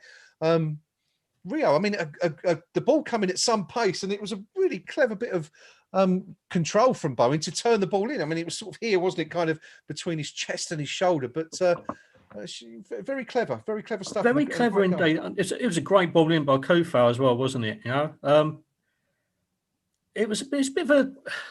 I thought we was the better side in the first half. I mean, I think we dominated possession for the first time all season, didn't we? I haven't seen the stats yet. 59% to West Ham compared to 41 to West Brom. So yeah, I think it's certainly the first time we've had that much of a lead anyway in terms of the split. And for Jared to score a goal like that, I mean, the last few games, his decision making in front of goal hasn't been the best, has it? And when he has had a shot, it's been a little bit snatched, a little bit rushed, or he just hasn't found his rage with his feet in the last few games. To break the duck again with using the chest, clever piece of play, and well deserved. I mean, we all know what he brings to the team in terms of work rate and energy. And to see him notch a few goals, albeit in unconventional circumstances, more power to him. He's a good little player. I do like him a lot. He's been almost a year today since he joined us, and he's been a marvellous acquisition. Yeah, worth every penny, you'd say. The second goal scored by Michail Antonio. Of course, he's no stranger to cropping up in front of the sticks and putting the ball in the net, scoring the winning goal. It took us until the 65th minute for that to arrive. But again, another great finish from Michail. Yeah, very much so. Let's face it, he's the only natural finisher we've got at the club at the moment, isn't he? And now he's coming up to speed. He's had, 3 or 4 games now. Notched the other night, notched again today. He's just showing what everyone knows. When he plays, we stand a far better chance of winning the game because we've got someone up front who can lead the line, who can pop up in the box and finish. It just causes defenders all sorts of problems. And it's just a shame he isn't 4 or 5 years younger and a little bit fitter and not so susceptible to hamstring injuries all the time. Yeah, it's an unusual one, isn't it? I mean, Pinky mentioned earlier in the stream that he signed for us in 2015, been with us for 6 years now. So we've certainly had him at his peak as a footballer, but in terms of the way he's playing, I mean, has he ever played better than he is now? I mean, I actually thought when he first joined us and when he finally forced his way into the side at right wing back, I thought that was his natural position, to be honest, initially, because he was so fantastic at ghosting in the far post and getting those headed goals. Yeah. But we've been really lucky that we've had a player who obviously loves playing football. He just loves life, doesn't he, really? Yeah. And we've seen him perform really well in 3 different positions. He was a decent winger, really good at right back, and now as a striker, he's evolved himself once more, and I think his record since the project restart is probably up there in the top 5 or 6 players in the Premier League, isn't it? So, since when West Ham had a striker like that? We haven't. And certainly not a converted one. Yeah, that's for sure. And it's easy to forget, actually, isn't it, Rio? You spoke about him being a right wing back there, and it's easy to kind of forget that there was that spell, wasn't there, for a while just after he'd come to the club, where it looked like he might not have any future here at all, when he couldn't get in the team, and there was all that stuff going around on social media about, has anyone seen Michail Antonio? Do you remember that a few years ago that David Gold got involved in? And it's really an incredible rise to success for him, isn't it? I thought that was incredibly harsh at the time, though, because Billich's side at that particular moment in time was performing so well that who could you really drop? You just can't buy players and say, in you go, disrupt a winning side as it was at the time, and the side for the belief. But he stuck at it. He's forced himself into the side, and since then he hasn't looked back. Yeah. He's earned England places. I'm trying to think when he first won his England call-up. I mean, he was playing midfield, wasn't he, when he got his first England call-up? I think he was playing up wide, wasn't he? Yeah. Yeah. As a winger, yeah. So, I mean, I think it just shows the calibre of the actual man himself, that he's forced himself into England set up as a wide player, and he could easily force himself back in again if he kept himself fit as a striker. You know, that versatility at international tournaments would be a godsend, I think. Yeah, wouldn't that be something? Pinky, do you think that Antonio's got any chance of receiving an England call-up now at this sort of late stage in his career? No. I think that's gone. I think it's about the nature of international football and what you get penalised for in the international game that you wouldn't necessarily get penalised for in the Premier League. Yeah, given how well he's playing, what he's doing in this league, I suspect that if he played the same way for England, it'd be free kick after free kick after free kick. Yeah, and that's just that they ref the games in different ways. I've just been looking at the league table there, and we're just talking about, if we're looking for, is he now playing the best football that he's done for us? And I'm just trying to think, who's got better value out of a current, striker, for want of a better phrase. Yeah. In terms of who's had to spend big to get the goals. Yeah, and Manchester United, I think if you look at them, they've spent a lot more money to get goals. City, obviously. Leicester City, you could say they've got the value striker of all time in Jamie Vardy. But Liverpool, it's cost them an awful lot of money to get goals. Spurs, yeah, you could say the homegrown Harry Kane has been terrific, but the rest of their team is very expensively assembled. Son, isn't exactly, a deadline day freebie.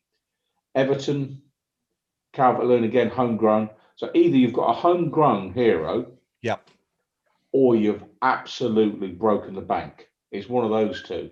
I think what we've got in Mikhail is a player who we've finally found a position that really works for him and for us.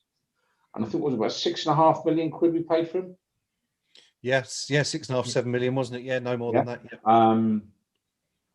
Yeah. Which for a player that can get you, as he'll probably get us this season, a dozen goals, is cheap as chips. So I suggest we've got terrific value from him. I don't see him going back into the England setup, but I think if you look at the teams below us in the division, do any of them have anything like the same value for money in terms of striking options? Yeah, I'm not sure any of them do. And of course, there are an awful lot of teams below us in the league at the moment, because West Ham are now up to 7th in the Premier League as a result of tonight's win against West Bromwich Albion. We're going to go back to have a quick look at that before we wrap up. I'm going to talk. In fact, before we do that, let's have a look at the forums, because I know, Pinky, you've been keeping an eye on what's been going on westbrom.com and the KUMB.com forum match thread. Let's start with Albion first of all, and the fans. I mean, pretty much from the word go, they were all pretty despondent and fearing the worst tonight. I suspect there was a brief moment when they thought they might get something at the start of the second half, but of course it all panned out pretty poorly for them in the end. What's the view from the West Midlands there today? The view from the Baggy supporters is no complaints. To their absolute credit, they're not a single one of them is saying we were robbed or we deserved more than we got. Post after post is we're just not good enough all the way through. Their keeper's getting a bit of stick because he can't handle crosses. The central defence getting absolutely pummeled, but I think that's I prefer they gave more credit to Antonio than actually criticised their player. I'm not seeing quite enough credit coming through from them in terms of what our players can do. But they're in no doubt at all that they are in the deepest of deep mire, and they just can't see a way out of it. I would say, this is a supporter team, bunch that are resigned to their fate. They know they're going back down to the Championship, and what's more, I think Sam Allardyce knows they are as well. Did you agree with that? I mean, you said that this could be you know, the occasion on which Sam's record of never having, you know, taken a team down from the Premier League could finally go? You're satisfied with that from what you've seen tonight? Yeah, that team's not staying up. Okay. I'd stick big money on that down at a bookmakers and say West Brom are not going to stay in the Premier League, not on tonight's showing. And dare I say it, I'm not convinced that Sam Allardyce will take them down. Yes, after what's happened tonight, we shall see. Rio, what are your thoughts on that? Do you agree with Pinky that you know, Albion are destined for the drop immediately? Absolutely. Sam, yeah. I thought it was very harsh to sack Slav, to be honest, because did a really good job bringing them up. They're not invested massively, have they? I mean, apart from Grady, their signings didn't stink of a team that was going all out to ensure Premiership survival, and they haven't got enough up front. They lack Premiership quality all around the pitch, and I wasn't surprised Sam took the job, because we all know what his personality is like, and he thinks he can do anything. But out of all the positions he's taken in trying to firefight and make clubs survive in the Premier League, this was the biggest ask. They were so far behind the pace, that it was virtually an impossible job. So I'd like to know the terms of his contract, because I don't suppose he's doing it for peanuts. Let's put it that way. And I think if he did keep him up, that the anti-relegation clause would have been huge. But it was a losing battle from the moment he stepped in the door. I think, as I said, it's really harsh to sack Bilic, and I think it's incredibly egotistical, Sam, to really take control of this, knowing what he's got at his disposal, which isn't a lot. It's not a lot at all. Yeah, and it's definitely not looking good for the former manager of West Ham United there, who's come to his old team tonight, only to go away with yet another defeat in a season where they're beginning to rack up for the Baggies. It certainly seems. Just going back to us tonight, Pinky, sorry, we didn't look at the KUMB.com forum match thread to see what the Hammers was saying. I don't know if you had the opportunity to look, because I know Gnome was doing that for us, wasn't he? And then Gnome's obviously had to go. I don't know if you had the chance to have a look. Yeah, I mean, you know, it's standard sort of, yep, we've won the game, and interesting here from Morocco Mole. You know, so made hard work of it again after passing it around really well in the first half. Just like Saturday, we were much better with Ben Rama on the pitch, 2 points off Liverpool. You know, so again, you know, Moley there is basically saying, guys, you know, 2 points off Liverpool at the halfway stage. I think at the same stage last year we were 30 odd points behind them, something of that nature. So, you know, reasonably positive, I'd say, but I think tempered with the fact that they know, everyone that's posting tonight knows the caliber of opposition was pretty weak, which always takes the gloss, unless you go and do them 5 or 6-0. It always takes the gloss off a win. Billardino, you know, wasn't our best performance, but look at what we were playing. Yeah, we tried to create, and I'll take that. Compare it to the back 5 performance against Fulham as an equivalent, and I'll take that showing all day. You know, Pablo J thought the ref had a decent game. Didn't notice him much until he booked Baggy for diving. JBB, you know, he's launching into the Allardyce comments. He's saying a verbal contract is the same force as a written one, especially as both parties agree its existence. It's interesting.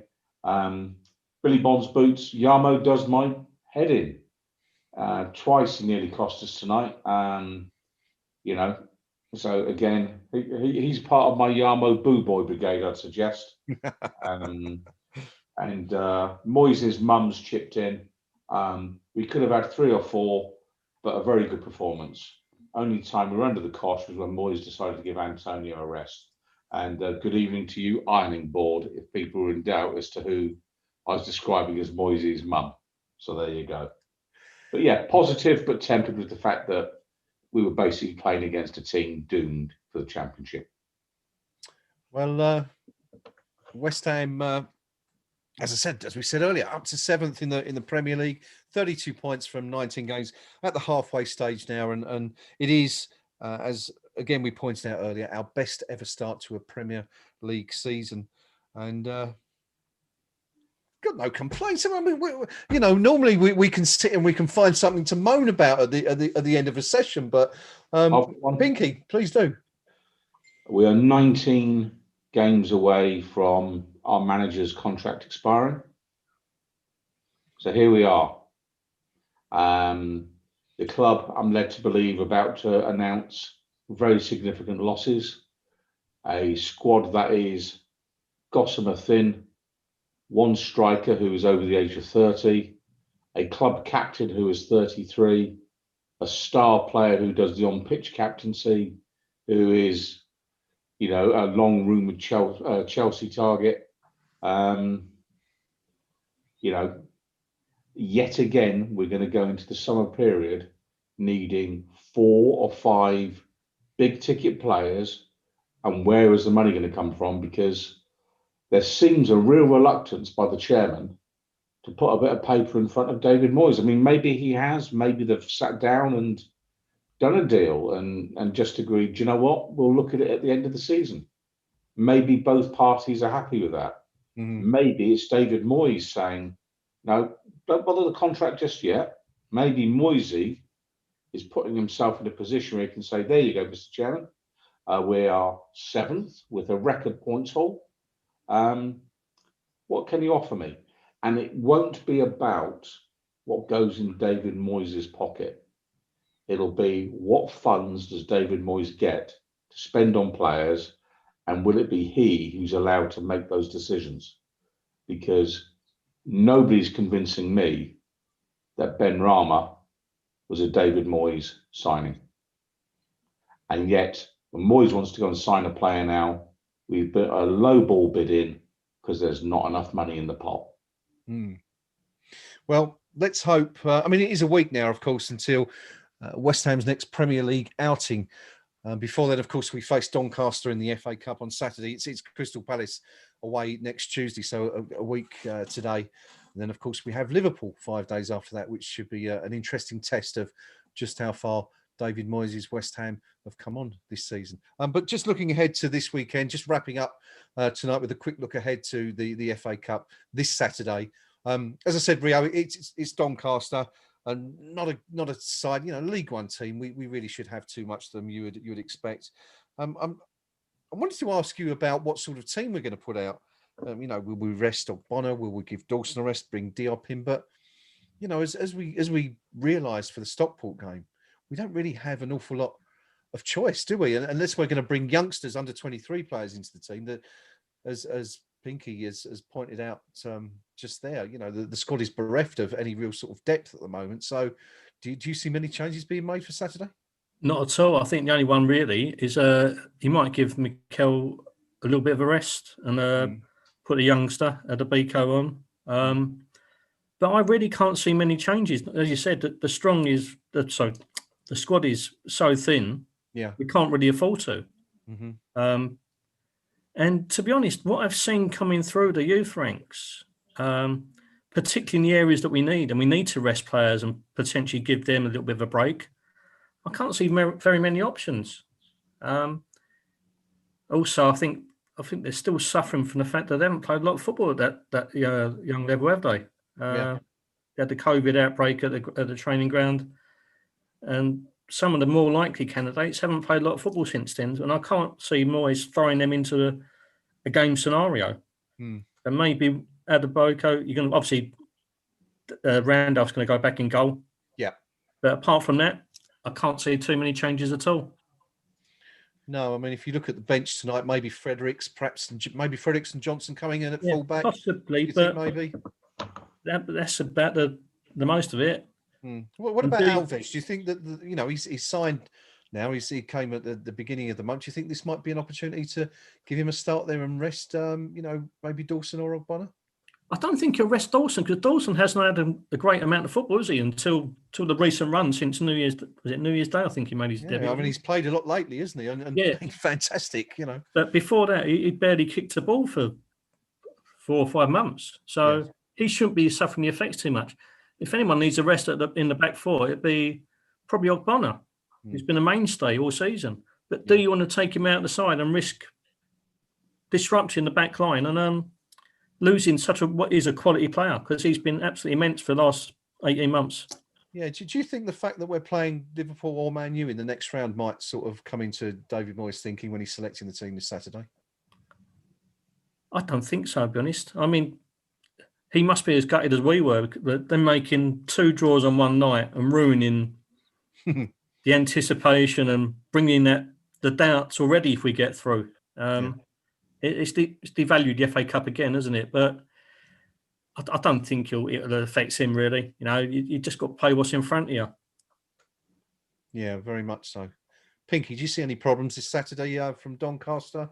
Do you see a much changed team, or do you think it'll be pretty much the same kind of team we've seen tonight, as was the case at Stockport, wasn't it, a couple of weeks back? I think we'll see pretty much the first 11, certainly 9 of them, and why shouldn't we? Why shouldn't we see the best team, or very nearly the best team that's available? Because respect the competition, respect the opposition, and if we battle through to a final, well, the players that got you there would all say, "Hang on, I've played through every round. I want to start."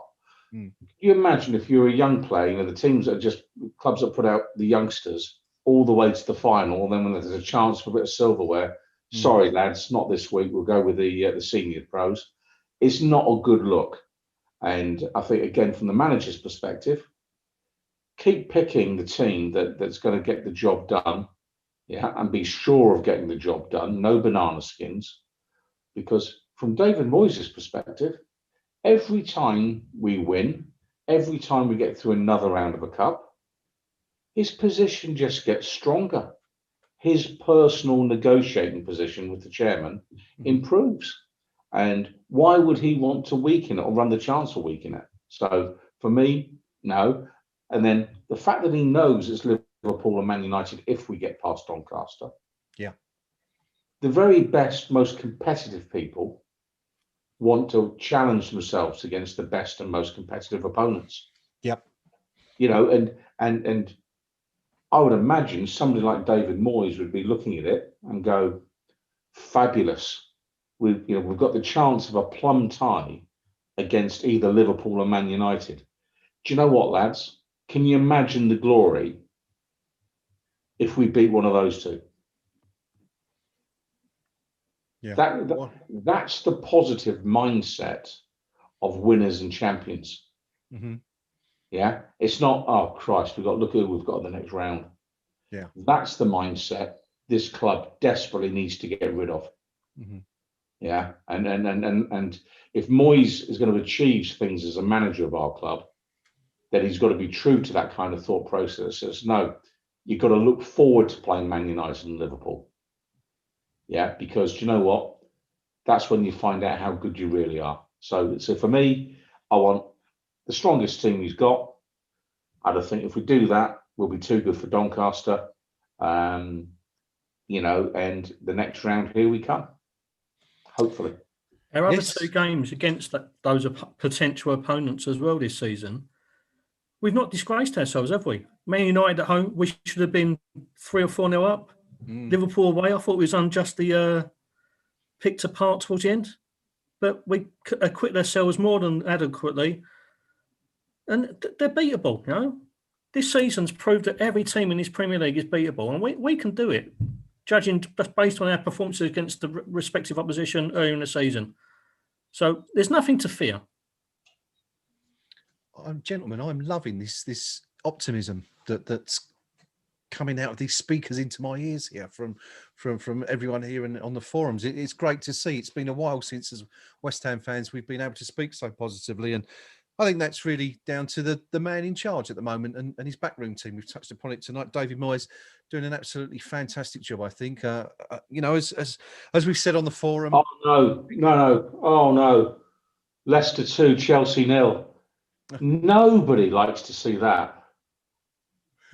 Oh dear, oh dear. Sorry, Could tonight get any better? In fact, saying that. Pinky pointed out earlier, if Chelsea don't get anything from that game, then they stay below West Ham in the Premier League table. And after half of the season, who would have predicted that back in September? West Ham are 7th in the Premier League, having beaten Sam Allardyce's West Bromwich Albion, minus Robert Snodgrass, of course. And we'll maybe find out more about that in the coming days. Goals coming from Jared Bowen in the first minute of added on time at the end of the first half. And Michail Antonio stepping up to score the winning goal in the 65th minute after Pereira had equalised for Albion 10 minutes after the restart. 3 more points for West Ham. 32 points now from 19 this season. 7th in the table. What was it, Pinky? 2 points away from second place at the moment. Oh, it's amazing stuff. Above Chelsea, above Arsenal, going great guns, and Doncaster to come this weekend in the FA Cup. One quick stat before we go. XG stat, expected goal stat for tonight's game. West Ham 2.18 to West Bromwich Albion's 0.46. So that did at least improve for Albion from the 0.07 that it stood at half time. But yeah, so that's just about it from us tonight. My thanks, as always, to the team, to the Pink Palermo, to Rio, and to Gnome, who had to leave us a little bit earlier. I hope you've enjoyed the broadcast tonight. Thank you, as always, to everyone who's joined us on the live stream. Thank you for your comments and your input. As I say every week, we love bouncing off you guys to see what you're saying and reading out the stats that you bring us as well and those sort of things. So thank you very much for your company. We will be back on Saturday for West Ham United versus the mighty Doncaster Rovers in the 4th round of the FA Cup. And who knows what will happen after that. Of course, for the winners, it's Manchester United or Liverpool away. And as Rio said, it's an FA Cup. It's a one-off. Anything could happen. And in a season like we're having, anything certainly could happen. But of course, that bridge to cross first. League One Doncaster on Saturday. We will see you then for that one. Until then, come on, you Irons. God,